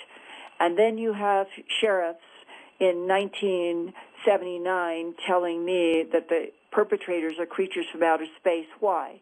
Because they, with their own eyes, have seen what looked like a helicopter dissolve into a cloud, have seen a beam come from something in the sky out over a pasture, have seen, and ranchers. I've talked with ranchers. They will not go on the record because they are so afraid of being bashed by their fellow human beings. Of course. They say they have seen animals either rise in a beam of light on their ranch or be lowered and dropped from the bottom, which is very consistent with all of the dropped bodies that have broken bones that I have investigated. But the animals come down the beam and are dropped to the ground, and one rancher told me when he saw this, he was terrified and ran. He ran from the site and went back to his house. He waited till the dawn. He walked back out. The cow is where he saw it drop from the beam, and it had the ear, eye, tongue, jaw, genitals, and rectum cord out. Now, these are eyewitnesses which in the history of criminal law, 2 or 3 eyewitnesses could convict somebody for murder in a trial. And we are talking about many people who have seen the beams, who have seen animals rise or be lowered. And yet, those people are so afraid of being ridiculed, they'll talk to me, so I'm secondhand removed. I'm not the witness, but I can certainly share the fact that I have heard the descriptions of these beams lowering and raising animals, and I step back and say, if we could all be honest with each other and the governments be honest, this is enough evidence to open up the fact we're not alone in the universe. Other life forms have been coming here for a very long time. I personally feel no fear in all of this, Art. I honestly don't. I have walked the planet by myself. I have gathered tissue and fluid and soil. Oh, I know. I know, Linda. How do you decide to make that leap? I mean, you know, you began with hardcore investigation, a lot of what you've told us about tonight, and now I asked for it. I wanted to know the why of it all, and you're giving it to me, but this is kind of a place that you've never gone with me before. Not with you, but it's in my books. It is in my Earth Files reports. Remember, I've been producing my news website, Earth Files, since 1999. It's now 2013.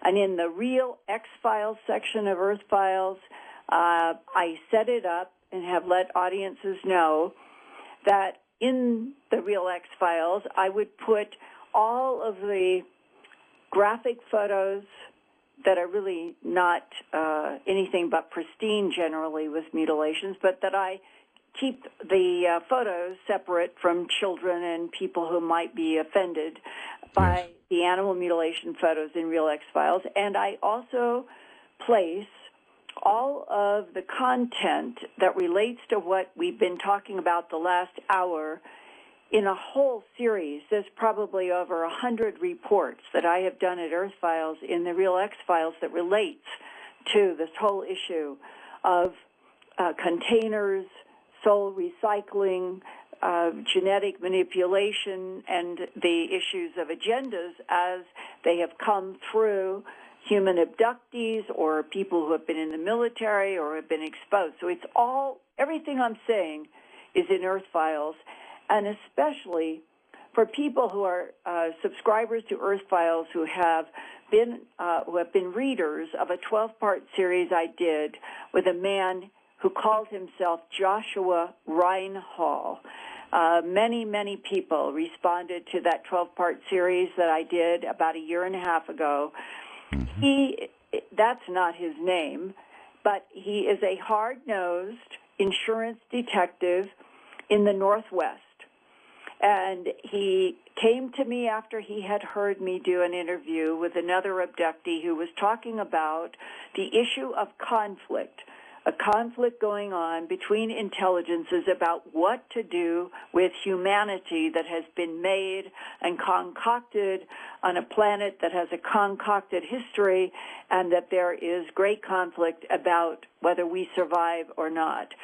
He heard me doing that particular story, and he got in touch with me and said, I would like to tell you that I have had encounters with the praying mantis, with a blonde type, has seen some of the grays, but his bottom line was that he was shown a conflict going on between different intelligences over what we are and what should be done, and that a blonde in a room in a craft caused a very detailed hologram, three-dimensional hologram, to suddenly emerge in the room. Many abductees have seen this. And that he was then telepathically given a download as this three-dimensional hologram continued to evolve and become more detailed. And this is sort of a summary. And this is all in the 12-part Earth Files about Joshua Reinhold. He says that there are advanced intelligences who never invade a planet. Never. They have learned to work through DNA manipulation in, let's say, eggs and sperm of mammals, to produce fetuses that will grow up with certain genetic traits that will move a society or a planet toward a goal. Could be peace, it could be who knows. And that from the perspective of the advanced intelligences, manipulation and placement of a particular egg and sperm to create a certain type can be done 2,000 years ago with the goal of affecting, changing the timeline that Earth might have been on 2,000 years in the future. And that they have come to understand how to work with genetics in timelines to evolve in a positive way whole life forms that they're studying. Well, you had an analogy a while ago of the water, getting ready to boil. Yeah. And I couldn't agree more. I can feel it, and I sense that many, many, many others can feel it as well. Something's getting ready to start bubbling hard. Yes, I do. We're on the edge. But I don't think it's anything to be afraid of. Perhaps because through all of this, these long paths of trying to understand all of this, I have just come to a certain peace inside myself that if there were a lot of destruction, I really do believe that the soul energy does go on. And if it goes a different timeline, and as several abductees have said, here I'm quoting from the famous Brian Scott case, I think there is going to be a lot of conflict on this planet over what we are, what we human beings are, and what the ETs think should happen to us. But we're going to grow up, and I think we're going to mature on the planet Earth. And when it's over, humanity will be willing finally to accept 1,000 years of peace. Now that resonates and echoes in the New Testament clearly of an apocalyptic time in which it says when it's over that there will have been we'll call it a prevailing on the side of peace, hopefully, and love and harmony, and that there would be at least 1,000 years of peace. Now that's in a religious text. This quote is from Brian Scott, an abductee who was an incorrigible and was picked up by the tall red hairs from the desert in Arizona and was really put through the paces to see, I guess, what he could take. That's the way he interpreted it. And it now is, Art, as if all of humanity is being pushed, and that politically all kinds of shocking things have been happening, and that sense of the boil does not necessarily mean something catastrophic. Of all these different entities, I'll use that word, that may be interested in us and or directing us or attempting to affect us, do you think they're all benign, or do you think that, I don't know, when you look at our world, Linda, you see a yin and a yang, and there seems to be a yin and a yang to almost everything, and I wonder if there's a yin and a yang to the others as well. Well, I can reference what some people listening may or may not have been exposed to, a series of reports that came out in the last 3 years, allegedly about some astronauts from our planet going secretly, never to have been made public, to Zeta Reticuli 1 and 2, and that there were some of us, just like Spielberg's movie, that went to this planet and then returned, and that this was part of an alleged, and these papers were called the Serpo papers, that this was presented to Ronald Reagan at the very beginning of his first term in office by the CIA director, NSA, and various intelligence agencies. And the transcript, allegedly, of this Oval Office briefing about extraterrestrials is included in this big, long series of reports. And in studying this particular alleged transcript, none of which anybody can prove without the formal backing of the U.S. government. We all know that. We're all at a disadvantage. The government holds all the marbles when it comes to absolute proof, and they don't want us to know. But assuming that there is maybe total truth or some truth in this transcript, Ronald Reagan is given first a kind of superficial, we're not alone, there are different types, they've been coming here a long time, we know where some are from, we're in control. That's how the briefing went. And then And that's funny on the face of it. I mean, how do you tell a U.S. president there are those here from type 2 or type 3 civilizations, if you will, Linda, and we're in control? Please. Well, yes, I agree. But you can sort of imagine how that would go down with that president at that time for at least a section. And then the transcript becomes surprisingly more detailed about the different types, and that they are using, whether it's a Latin or whatever it is, they refer to them as archeloids and trontoloids, and there are these names that are in this briefing for the different types. And they include the talls, that would be a tall humanoid, probably in the blonde and red hair. It includes the grays. It includes acknowledging that there are androids. They are not all biological independent prime intelligence.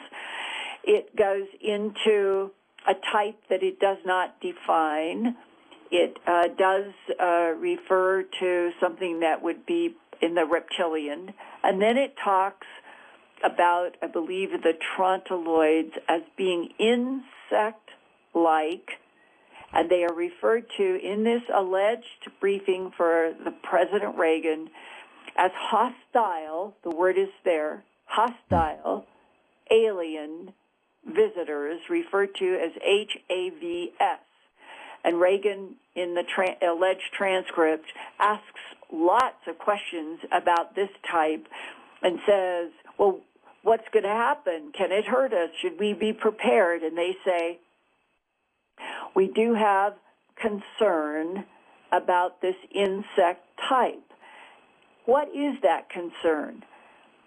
And what is it like in 2013 if this is a real briefing for a sitting president in the first term of Reagan back in 1980? What would it be like now?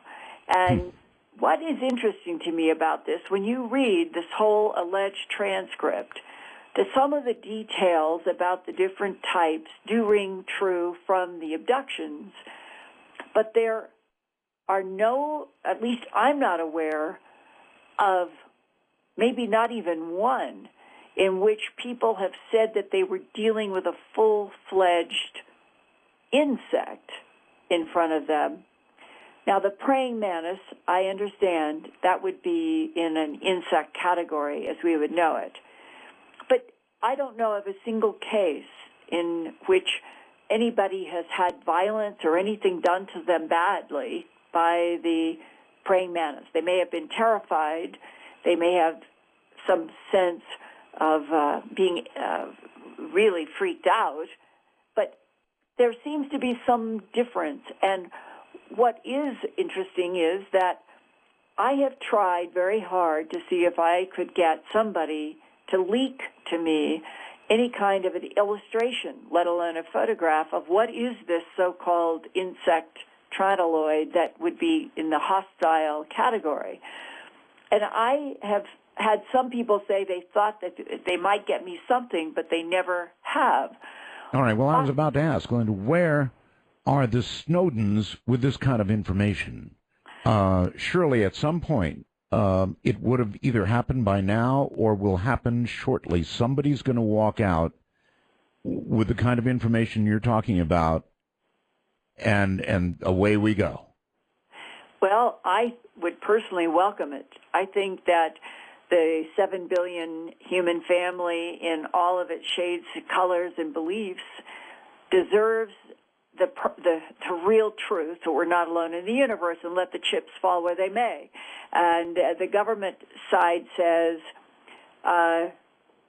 someday it will be looked back in history that all the things that the United States government did for 60, 70 years to keep all of this from the American public and the world, that those people in Franklin Delano Roosevelt's administration at least was the beginning, through Truman and on up, with the last sitting president having any detailed information would have been Kennedy, and then perhaps this Reagan briefing, but that most of the presidents have been kept in the dark because they have been afraid of the consequences. And in fact, I did, in 2004, when I moved to Albuquerque from Philadelphia, there was a story I had done, and it had provoked great interest from a man who had been in the Navy. And I have a videotape at YouTube and at Earth Files about this interview and this story. And what it boils down to, he was in essentially the Southeast Asian area at a point back in the end of the 70s when a whole complex series of events happened with some colleagues, one of which had access to a safe of classified material.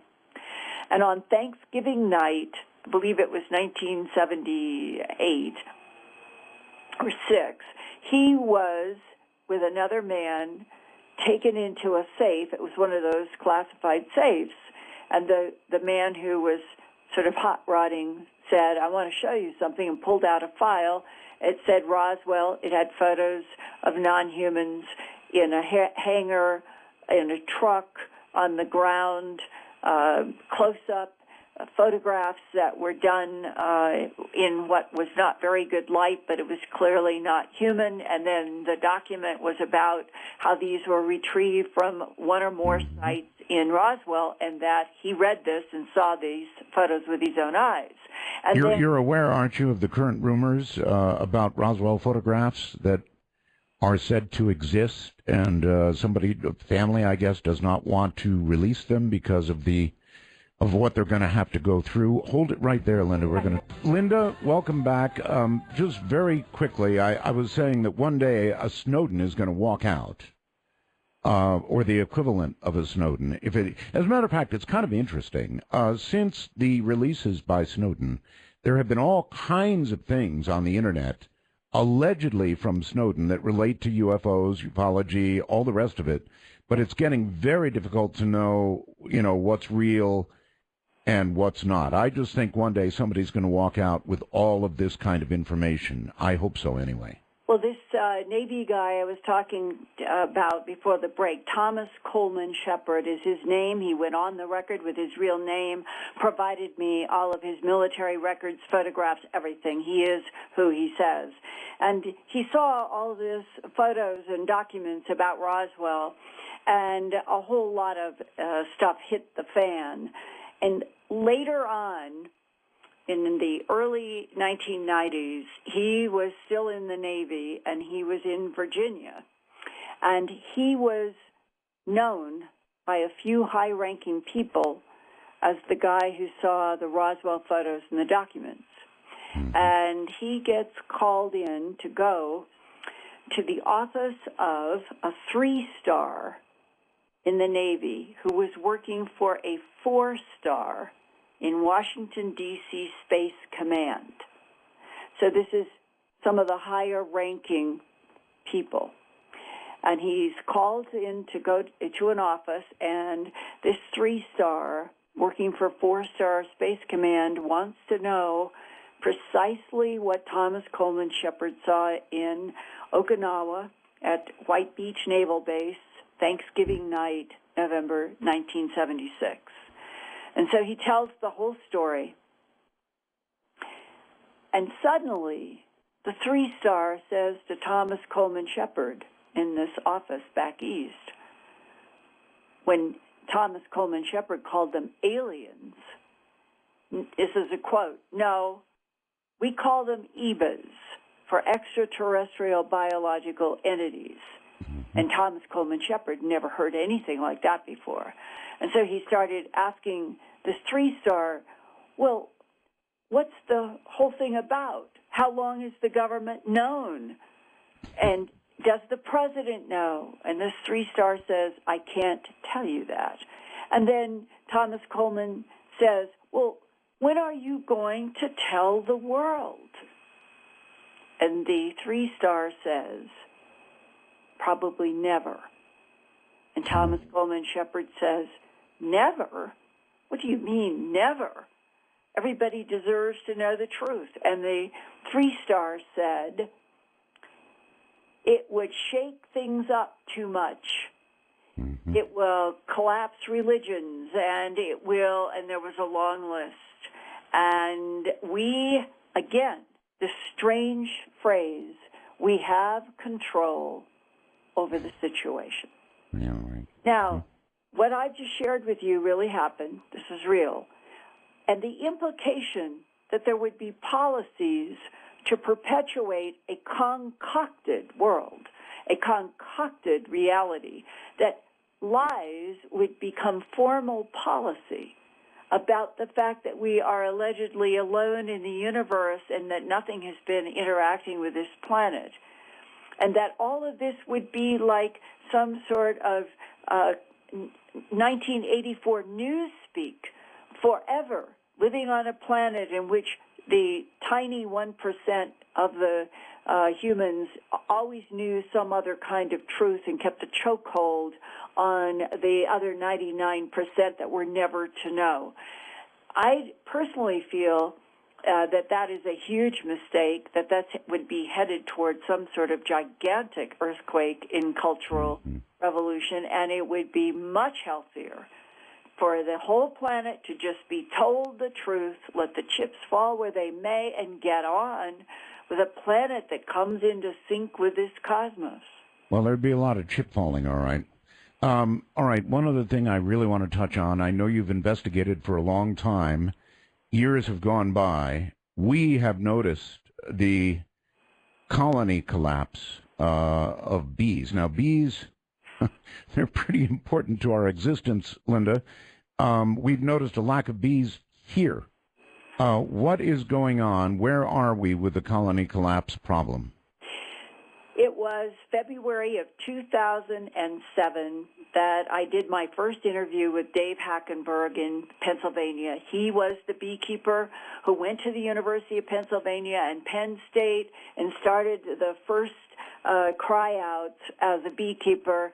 I lost 80% of my bees between the fall of 2006 and the spring of 2007. What is going on? And when I did that interview with Dave Hackenberg, the phrase colony collapse disorder was emerging for the first time. And Dave told me on that interview in February of 2007, Linda, other beekeepers and I think that what's behind this are the nicotine-based pesticides known then as imidacloprid and later clothianidin, and that EPA had only done what's called conditional registrations.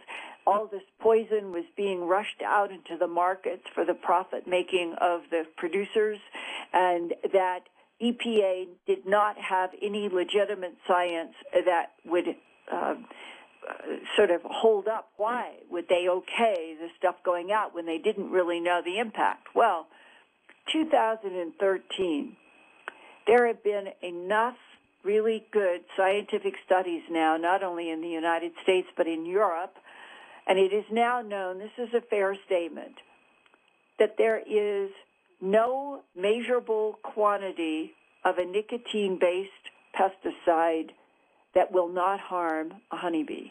They have not been able to get down low enough. And what it does, it interrupts the nerves, the nervous system. And that apparently would explain why in colony collapse disease, which is a complex phenomena, the bees go out to do their foraging and they can't get back to the hive because they're exposed to this nicotine-based pesticide, which basically blanks out their ability to think, orient, or do anything. And then, on top of everything else, the exposure to the nicotine-based pesticide also has an impact on their immune system. And so the varroa mites and nosema and all these other things can then attack these very vulnerable honeybees because of the nicotine-based pesticide. And we're sitting in a world now where countries like Italy and France and even Germany are trying to ban the nicotine-based pesticides.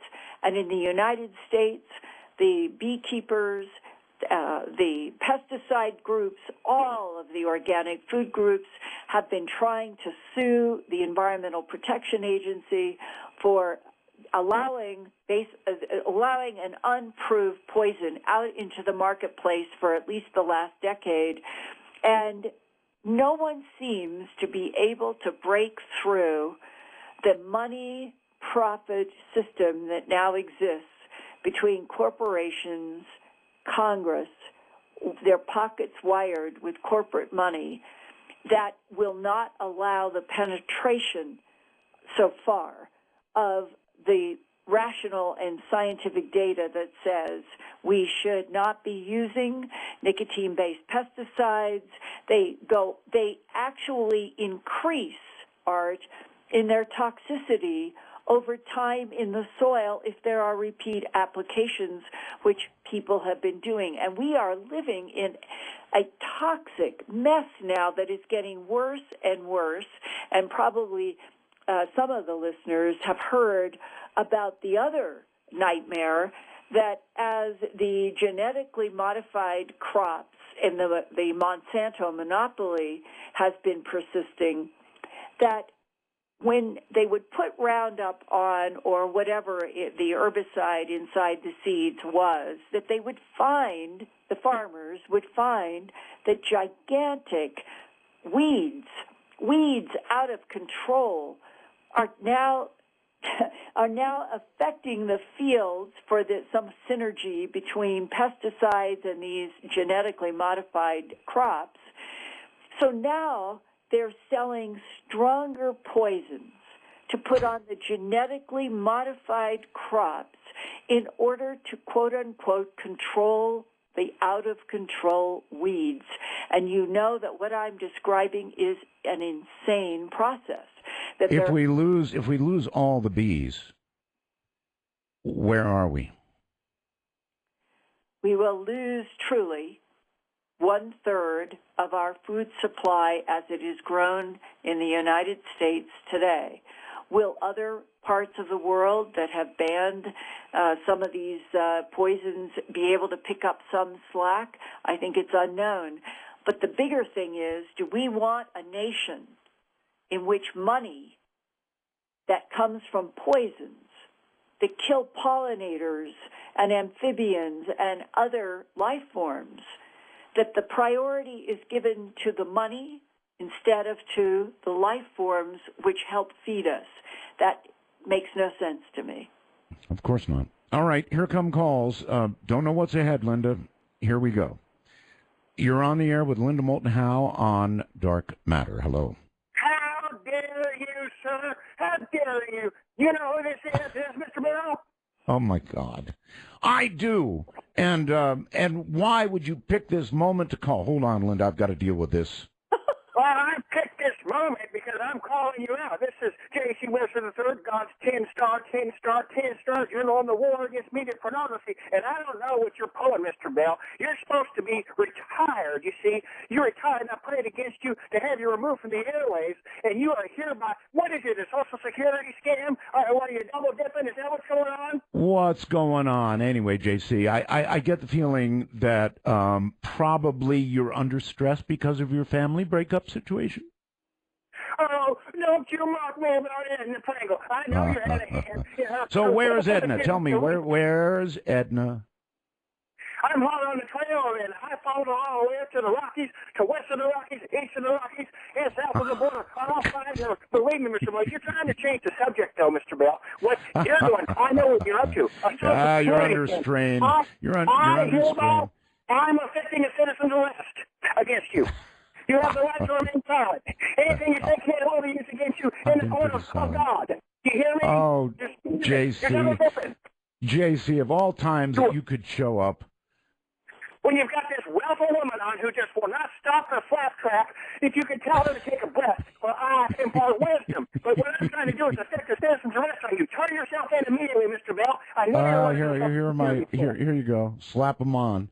Take me away. Yeah, that's right. And you're using the Soviet satellite system, which you were so proud of on your day. The Soviet satellite system. All right, that's it, JC. Some other time. Goodbye.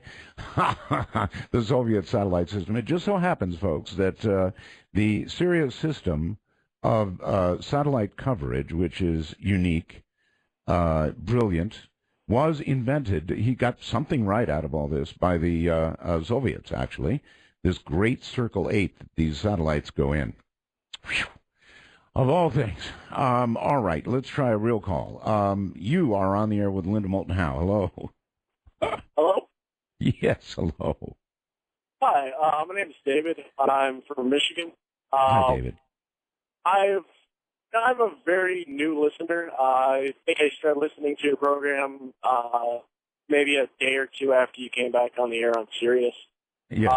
But with all the information and everything that I've heard shared from Richard Hoagland and the doctor from SETI and all of that, I kind of had I don't know if it's epiphany or it's just a theory, but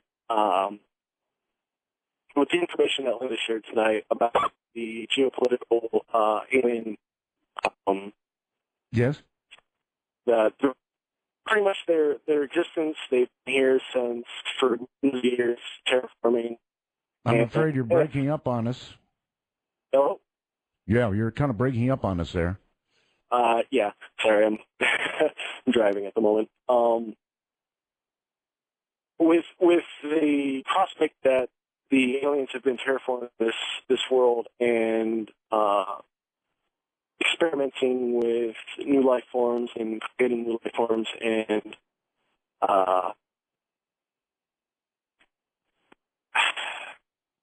pretty much experimenting and observing. Okay, do you have a question for Linda? A specific question? I was just wondering if it's possible that they're not just here to watch us; they're performing experiments and testing theories on evolution, and they've been doing this for millions of years.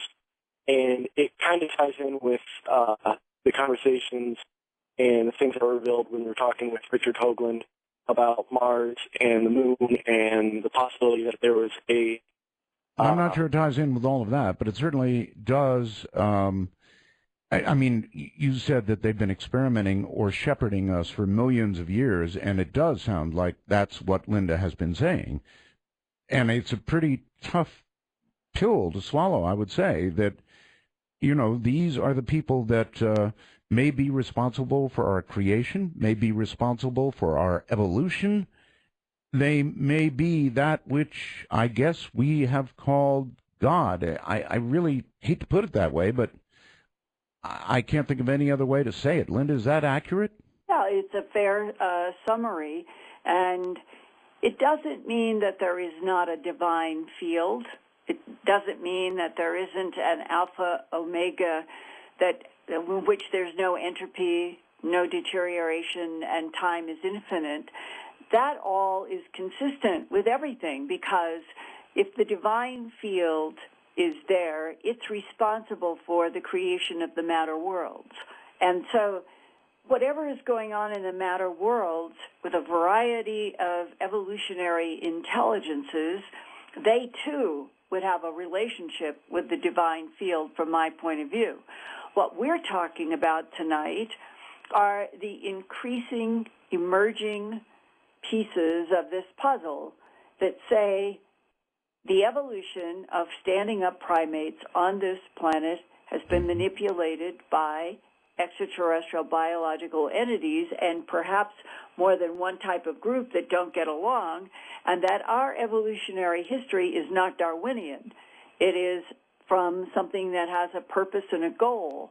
And if the purpose and the goal originally was to make smart machines, i.e. the standing up primates, as Zecharia Sitchin postulated in his books, to mine gold and to do labor on this planet that the non-humans did not want to do, that is probably a part of the story.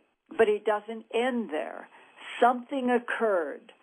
Some people have suggested that there was a moment in which the Greeks would have called it a hypostatic moment, as above, so below. The finger of the divine inserts itself into the matter worlds, and that is a hypostatic moment. The avatars of history would be a hypostatic moment. And that all of this is part of an evolutionary process, but the question is the end game to encourage and help humanity to get past the boiling water now and survive, or not? Hello. Roswell's Art. Thank you. Am I on? You're on. All right. Hey, this is Robert from Atlanta, and I want to say namaste to both you and Linda, and it's a real treat to be talking to two of the greatest minds of the 20th and 21st century. Oh, nice. Thank you. It was interesting when JC came on. Right after that, Linda, you were talking about the matter world. Right. And talk about going deep into the matter world. You can't get much of a better follow-up. Yeah. Well, I'll just stay away from it. But do you have a question? Yes. Yes, I do. I'd like to switch gears, as I could, back to Dr. Ketchum and Sasquatch, because she made the news again today. Yeah. And this was something I know back in March. I sent you an email, but I know you get tons of things, and you have your hands in a lot of pots, so to speak. This was a speculation I had that I know that from the DNA from the female side, that it shows it's human, and roughly around 13 to 15,000 years ago. Right. And then from the male progenitor lineage, it's an unknown thing, but the best that Dr. Ketchum came up with was that closest thing that seemed to fit is a giant lemur. That's right. Which is extinct now. Went extinct back in during that time when a lot of things changed, and then we had the Black Mass and the Younger Dryas period and all that. And here's what my thought is that as I know you've talked about this, how we as souls will go into vessels or containers, right?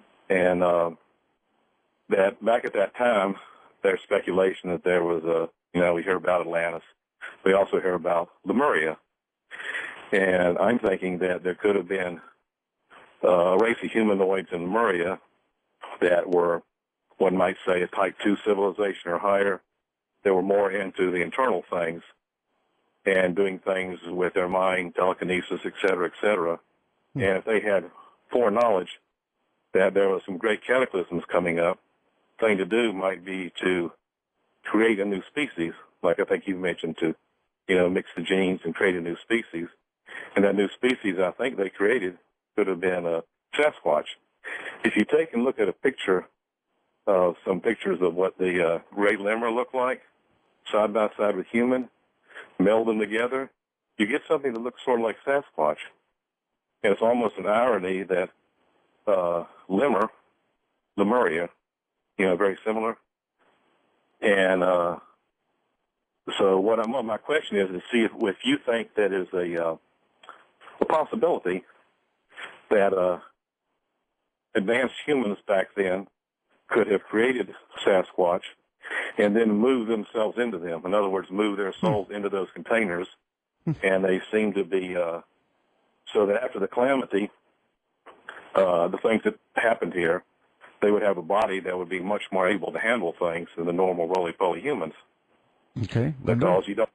Yep. Yeah, I appreciate the thought behind that, because I myself have, a year ago, I was in Turkey at Göbekli Tepe and wrote a long 6-part series at Earth Files about my personal experience of being inside of these tall pillars in rings, of which only 5% of the hill have been revealed so far out of 14 years of work by the German archaeologist, and that it is the weirdest, eeriest, almost disturbing feeling to be there.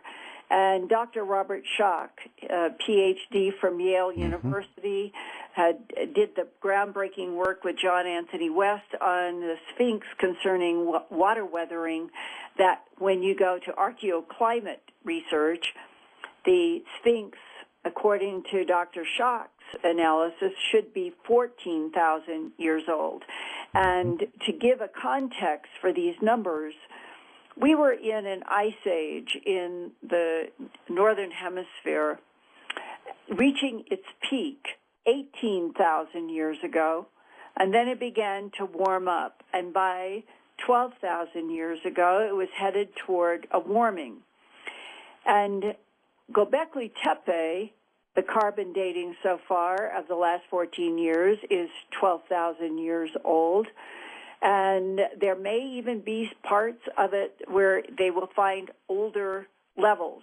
At least there's been some talk about that. But let's say that Göbekli Tepe is 12,000 years old, and that something caused the intelligence that made Göbekli Tepe to completely cover it up about 1,000 years after it had been constructed.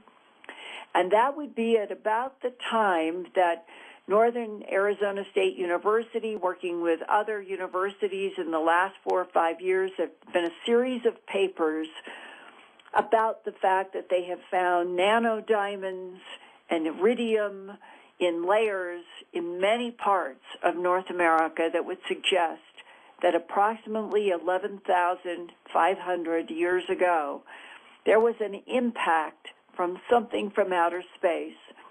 Now, it could have been comet, it could have been meteor. The current research seems to think that it might have been one or more comets, and that the impacts are what caused the violence that literally twisted the saber-toothed tiger's spines 180 degrees. Wow.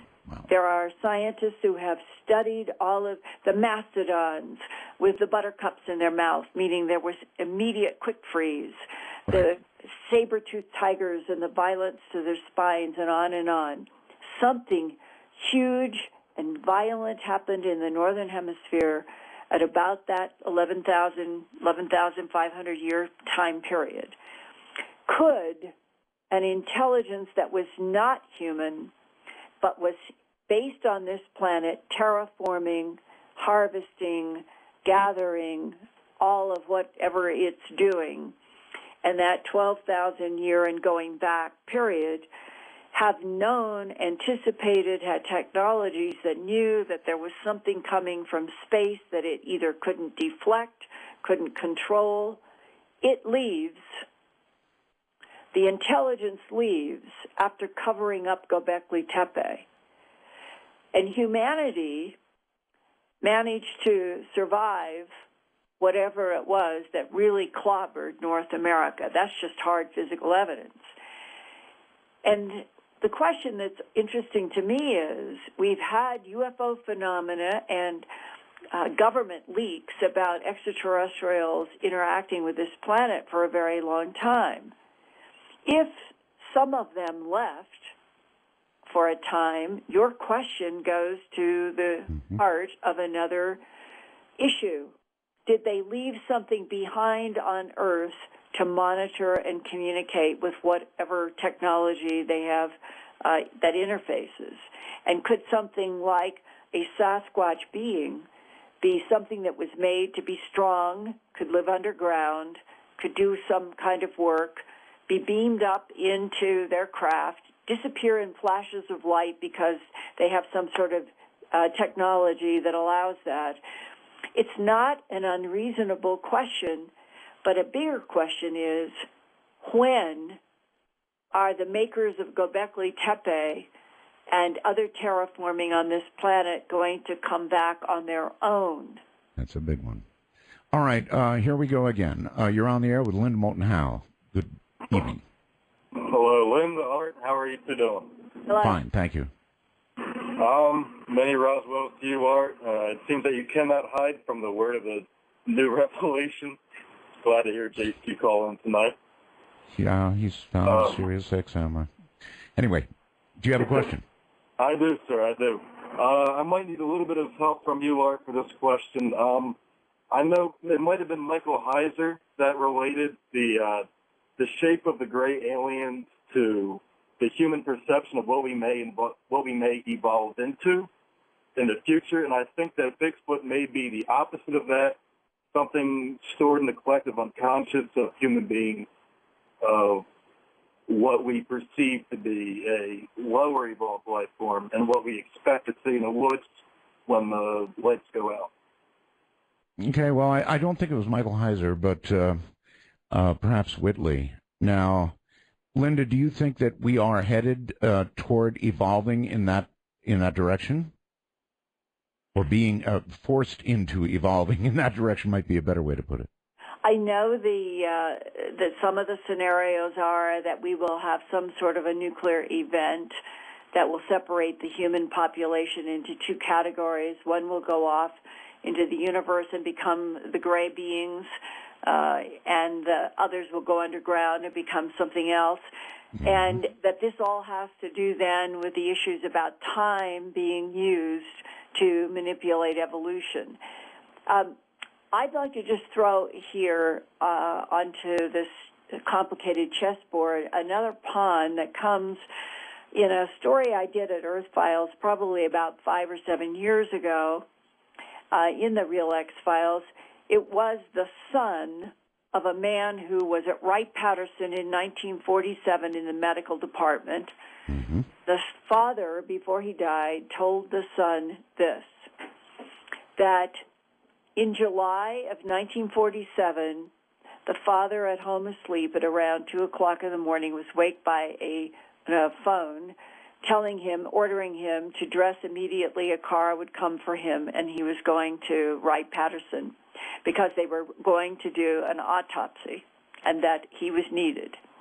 Mm-hmm. And the father said that he showed up and there were police or military people with all kinds of guns.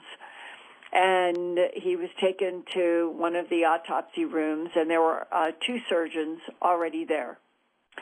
And that a general came to him and handed him a clipboard and said, the work I want you to do is to write down everything that you observe while the 2 surgeons are doing the autopsy, because we want all of the details possible from their conversations, and they can't do that while they work.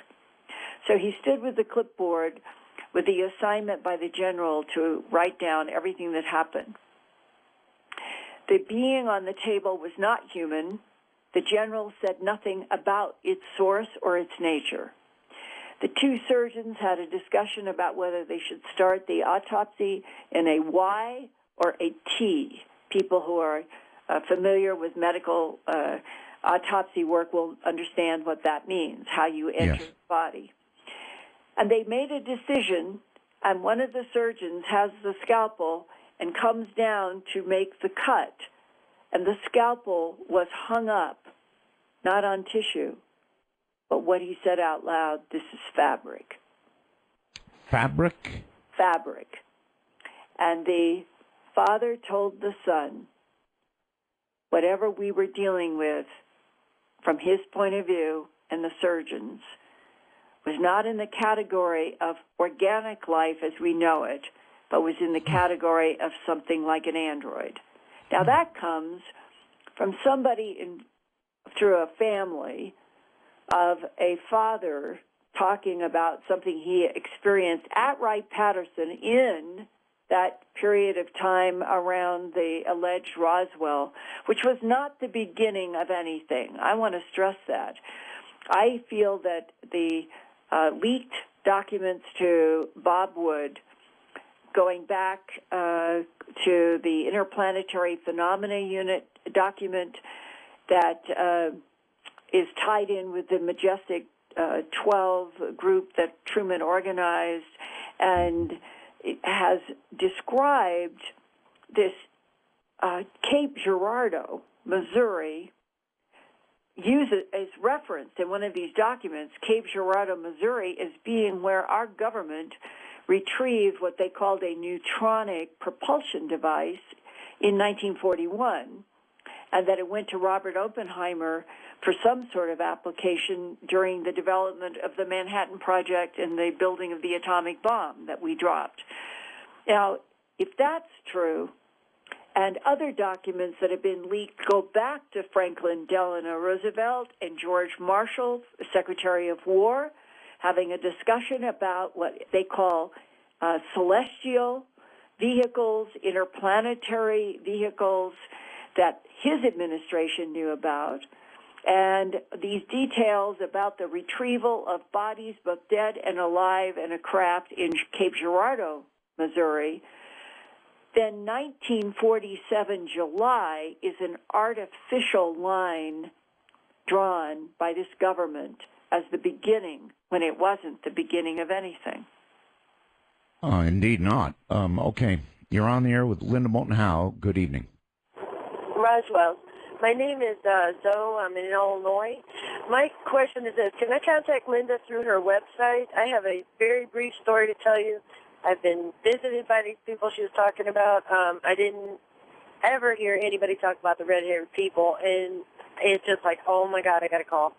I have medical records I could show her. I have been burned with oil over 75% of my body. They said I'd be blind. I have not a scar. I have taken into one surgery. They said I had a ripped intestine. Nothing. I've had... Okay, in answer to your question, to contact Linda, yes, you can do it through her website, correct, Linda? Yes, and everybody listening, you can communicate with me at my email address, which is the same name as my website, earthfiles@earthfiles.com. Think of a reporter who files news about the Earth, earthfiles@earthfiles.com. Well, it sounded like she had medical evidence and a lot to go with it, so that would be the appropriate place to do it. You're on the air with Linda Moulton Howe. Hello. Hi. Hi. This is Stacy from Atlanta. Hey, Stacy. Hi. Thank you both for everything that you're doing. I have a question for Linda. Yes. Based on everything that you've spoken about tonight, how do you think that this relates to what Dr. Jonathan Reed experienced when he came upon the being in the forest and the artifact that he found with the being and the claims that he has surrounding that artifact when placed on his wrist?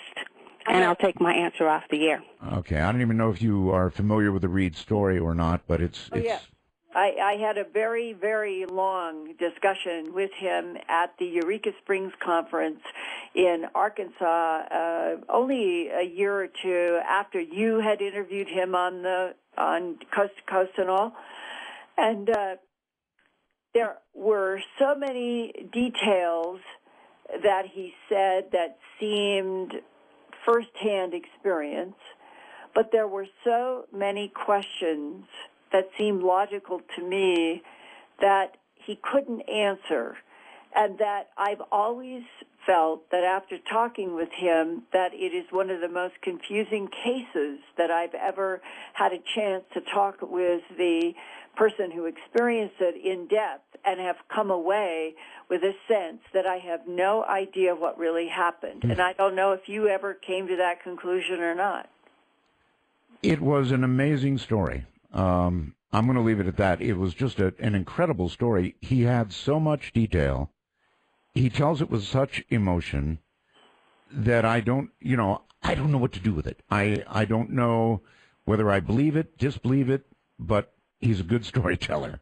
You're on the air with Linda Moulton Howe. Hello. Hello. Hello. Yes. I got a question for Linda. It's nice to hear from both of you. Yes. My question to Linda is, with your research to the Sasquatch of the disemboweled animals, have you ever found any humans in that same situation where it's not been reported? Oh, good question. Mutilations. It is a very sensitive subject, and I say that because the only cases that I've ever heard of don't have any supporting medical records.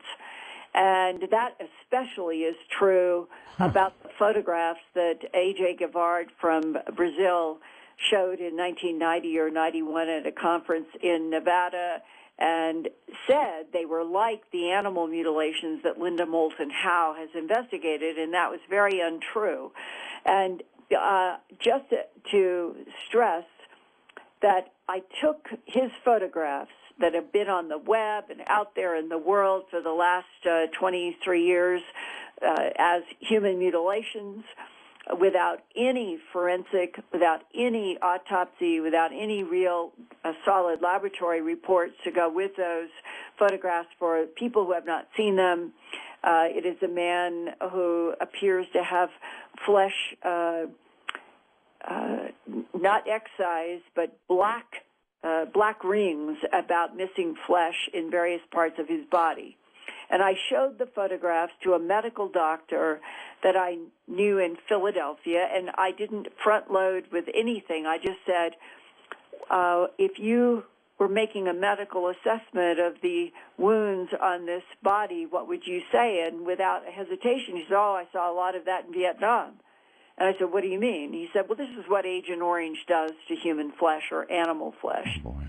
And he said, I would say that this is a body that somebody either murdered and then they covered up what they were doing with Agent Orange or something. But he said this is definitely the chemistry of Agent Orange. Okay, so now there's a medical doctor's frank opinion about those photos that have circulated for 20-some years linked to animal mutilations as the same process in humans. I do not know. But that's one case, though. That's one case. You're saying there are not many cases of human mutilation that... I don't have a single one that has ever been documented with medical evidence. When people say that they've heard of a body that had X, Y, and Z, that's what's called circumstantial removed, sort of in the category of rumors. I am always struggling to get to the hardest fact I can, multiple eyewitnesses, hard medical, that's marked my career. I am in very difficult subjects, but I've always tried to bring to bear, going to scientists, biophysicists, anybody that can bring to bear hard evidence. And so I'm speaking from those efforts. And to give you a sort of period on this sentence, Dr. John Altschuler, a hematologist and pathologist in Denver who worked with me for several years on documenting what we could find, pure science, medical science, on the excisions of mutilated animals. We got a call from a man in Missouri, and this would have been back around 1989, and it was about the body of a nude man found around a lake in a forest. It was quite a removed rural area. And the story was that there were excisions from this man's body on the lake, similar to what happened in mutilated animals. Now, so we have a phone call reporting this. Dr. Altschuler said, as a director of hematology and pathology, I should be able to get a hold of the coroner in that county and explain the kind of research we're doing, and we can find hard medical facts about this body. He made the call, talked with the coroner, and the coroner told him, I've been ordered that this is classified information and it's not to be discussed. Now, was it a mutilated body? That is the closest we ever came in all of the research I've done to the possibility of question mark on that. And then there is the Thomas Sees, S-E-E-S, case in Pennsylvania. That was in the middle 2000s, and that is the story that made a lot of, I think, national news about a wife reported that her husband was missing in rural, I think it was northwestern Pennsylvania. And police and all kinds of people were out, and I think it was a 2-day search. And they had been around the house. There had been one person, a farmer, had called the local police and said that they had seen an object in the sky that put a pink, that was the unusual pink beam of light, down to the ground in an area where the husband had told his wife that he wanted to go out in his Jeep to ride or go hunting or something. So they had that piece, but they hadn't found anything. And suddenly, 48 hours close to the house, is the husband's body with only his undershorts on. He was nude. Nobody ever has provided photographs or an autopsy report or anything from the Thomas C. case. And about 2 years after this strange mystery with just these little teeny pieces making it out to the local media there in Pennsylvania, and my trying to find out and being told that the wife would not talk with anyone, 2 years later, a man called me and said that he had he either was working with the FBI or had worked with the FBI, and he was investigating the Thomas C's case, and that he wanted to know if I had any of the hard original documents about the man having excisions from his body. It was the phone call that raised the question. And I asked him, I said, no, I have never, ever been able to get any details, hard data, hard medical evidence on the Thomas C's case. Do you have other information?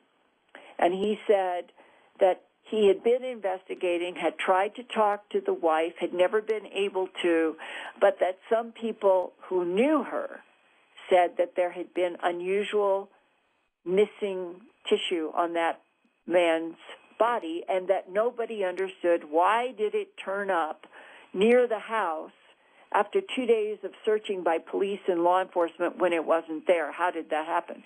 So, right. Linda, I'm sorry to do this, but I've got to take a break here. So what I draw from what you said, Linda, is that it may not be unheard of, but as a general rule, it's been animals. It's not been humans. And if it has been humans, it's been very, very isolated. That's right. I think a distinction is made. I do not think that the current Homo sapiens sapien is the target. And while in the break, I found something I'd like to share with you and the audience, and that is in August 2010, about 3 years ago, the British UFO files were released. They've been doing this in pieces, and they said they finished a year or so ago, and this was one of the downloads from the UK National Archives. And this was a letter, or a series of letters in one of the downloads, that was correspondence from a man who described himself as a physicist astronomer about his grandfather who had, quote, served as a personal bodyguard to the Prime Minister Winston Churchill. And the writer, the physicist astronomer, gives details about an alleged conversation of alarm between Prime Minister Churchill and American General Dwight Eisenhower concerning a dramatic UFO interaction around an RAF bomber returning from Germany, and that what Prime Minister Churchill said to Eisenhower, according to this writer, perhaps reveals the seed of a policy of strict denial that was to be supported by both the UK and the US for the past 70 years since World War II. And this is what he wrote, was the quote that his grandfather overheard Prime Minister Churchill say to General Eisenhower, quote, "This event, the RAF being circled over and over by a disk in the sky and reported by the pilots, this event should be immediately classified since it would create mass panic amongst the general population and destroy one's belief in the church," close quote. What is missing from this letter are in between the lines. What else was Prime Minister Churchill made privy to and General Eisenhower that would support this sentence? It certainly wouldn't have simply been a disk running rings around an RAF bomber. Indeed, yes. So that is a piece of possibly true history that gives context for the fact that everything we've discussed tonight, our government and the British government and others have known about for a very long time and made a policy of denial that the world was never to know. We're going to know in our lifetimes, Linda? I actually think this has to break open. We've been saying that for years and years, haven't we? Well, we've wanted it to happen, but I think part of this sense that the boil is perhaps upon us relates... It is close. Yeah, relates to that something. It's like the San Andreas Fault. That leg keeps being jammed and jammed, and the pressure keeps building and building, and the earthquake relieves it. And we need the truth to relieve the concocted planet we're living on. And you think we're close to that? You really believe we're close? You believe that feeling of the boiling coming on is the information getting ready to break? And if it does, I just wonder how we're going to do, because you keep mentioning those chips that are going to fall. Boy, there's going to be some serious chips, Linda. Well, how much worse could it get than all of the conflict in the Middle East and the radioactive damage in Japan and the fact that we are in a sort of I'm going to call it an unstable or unpredictable climate time, and we're in the sixth mass extinction in which there are as many or more animals dying every day and year as there was in the last fifth. And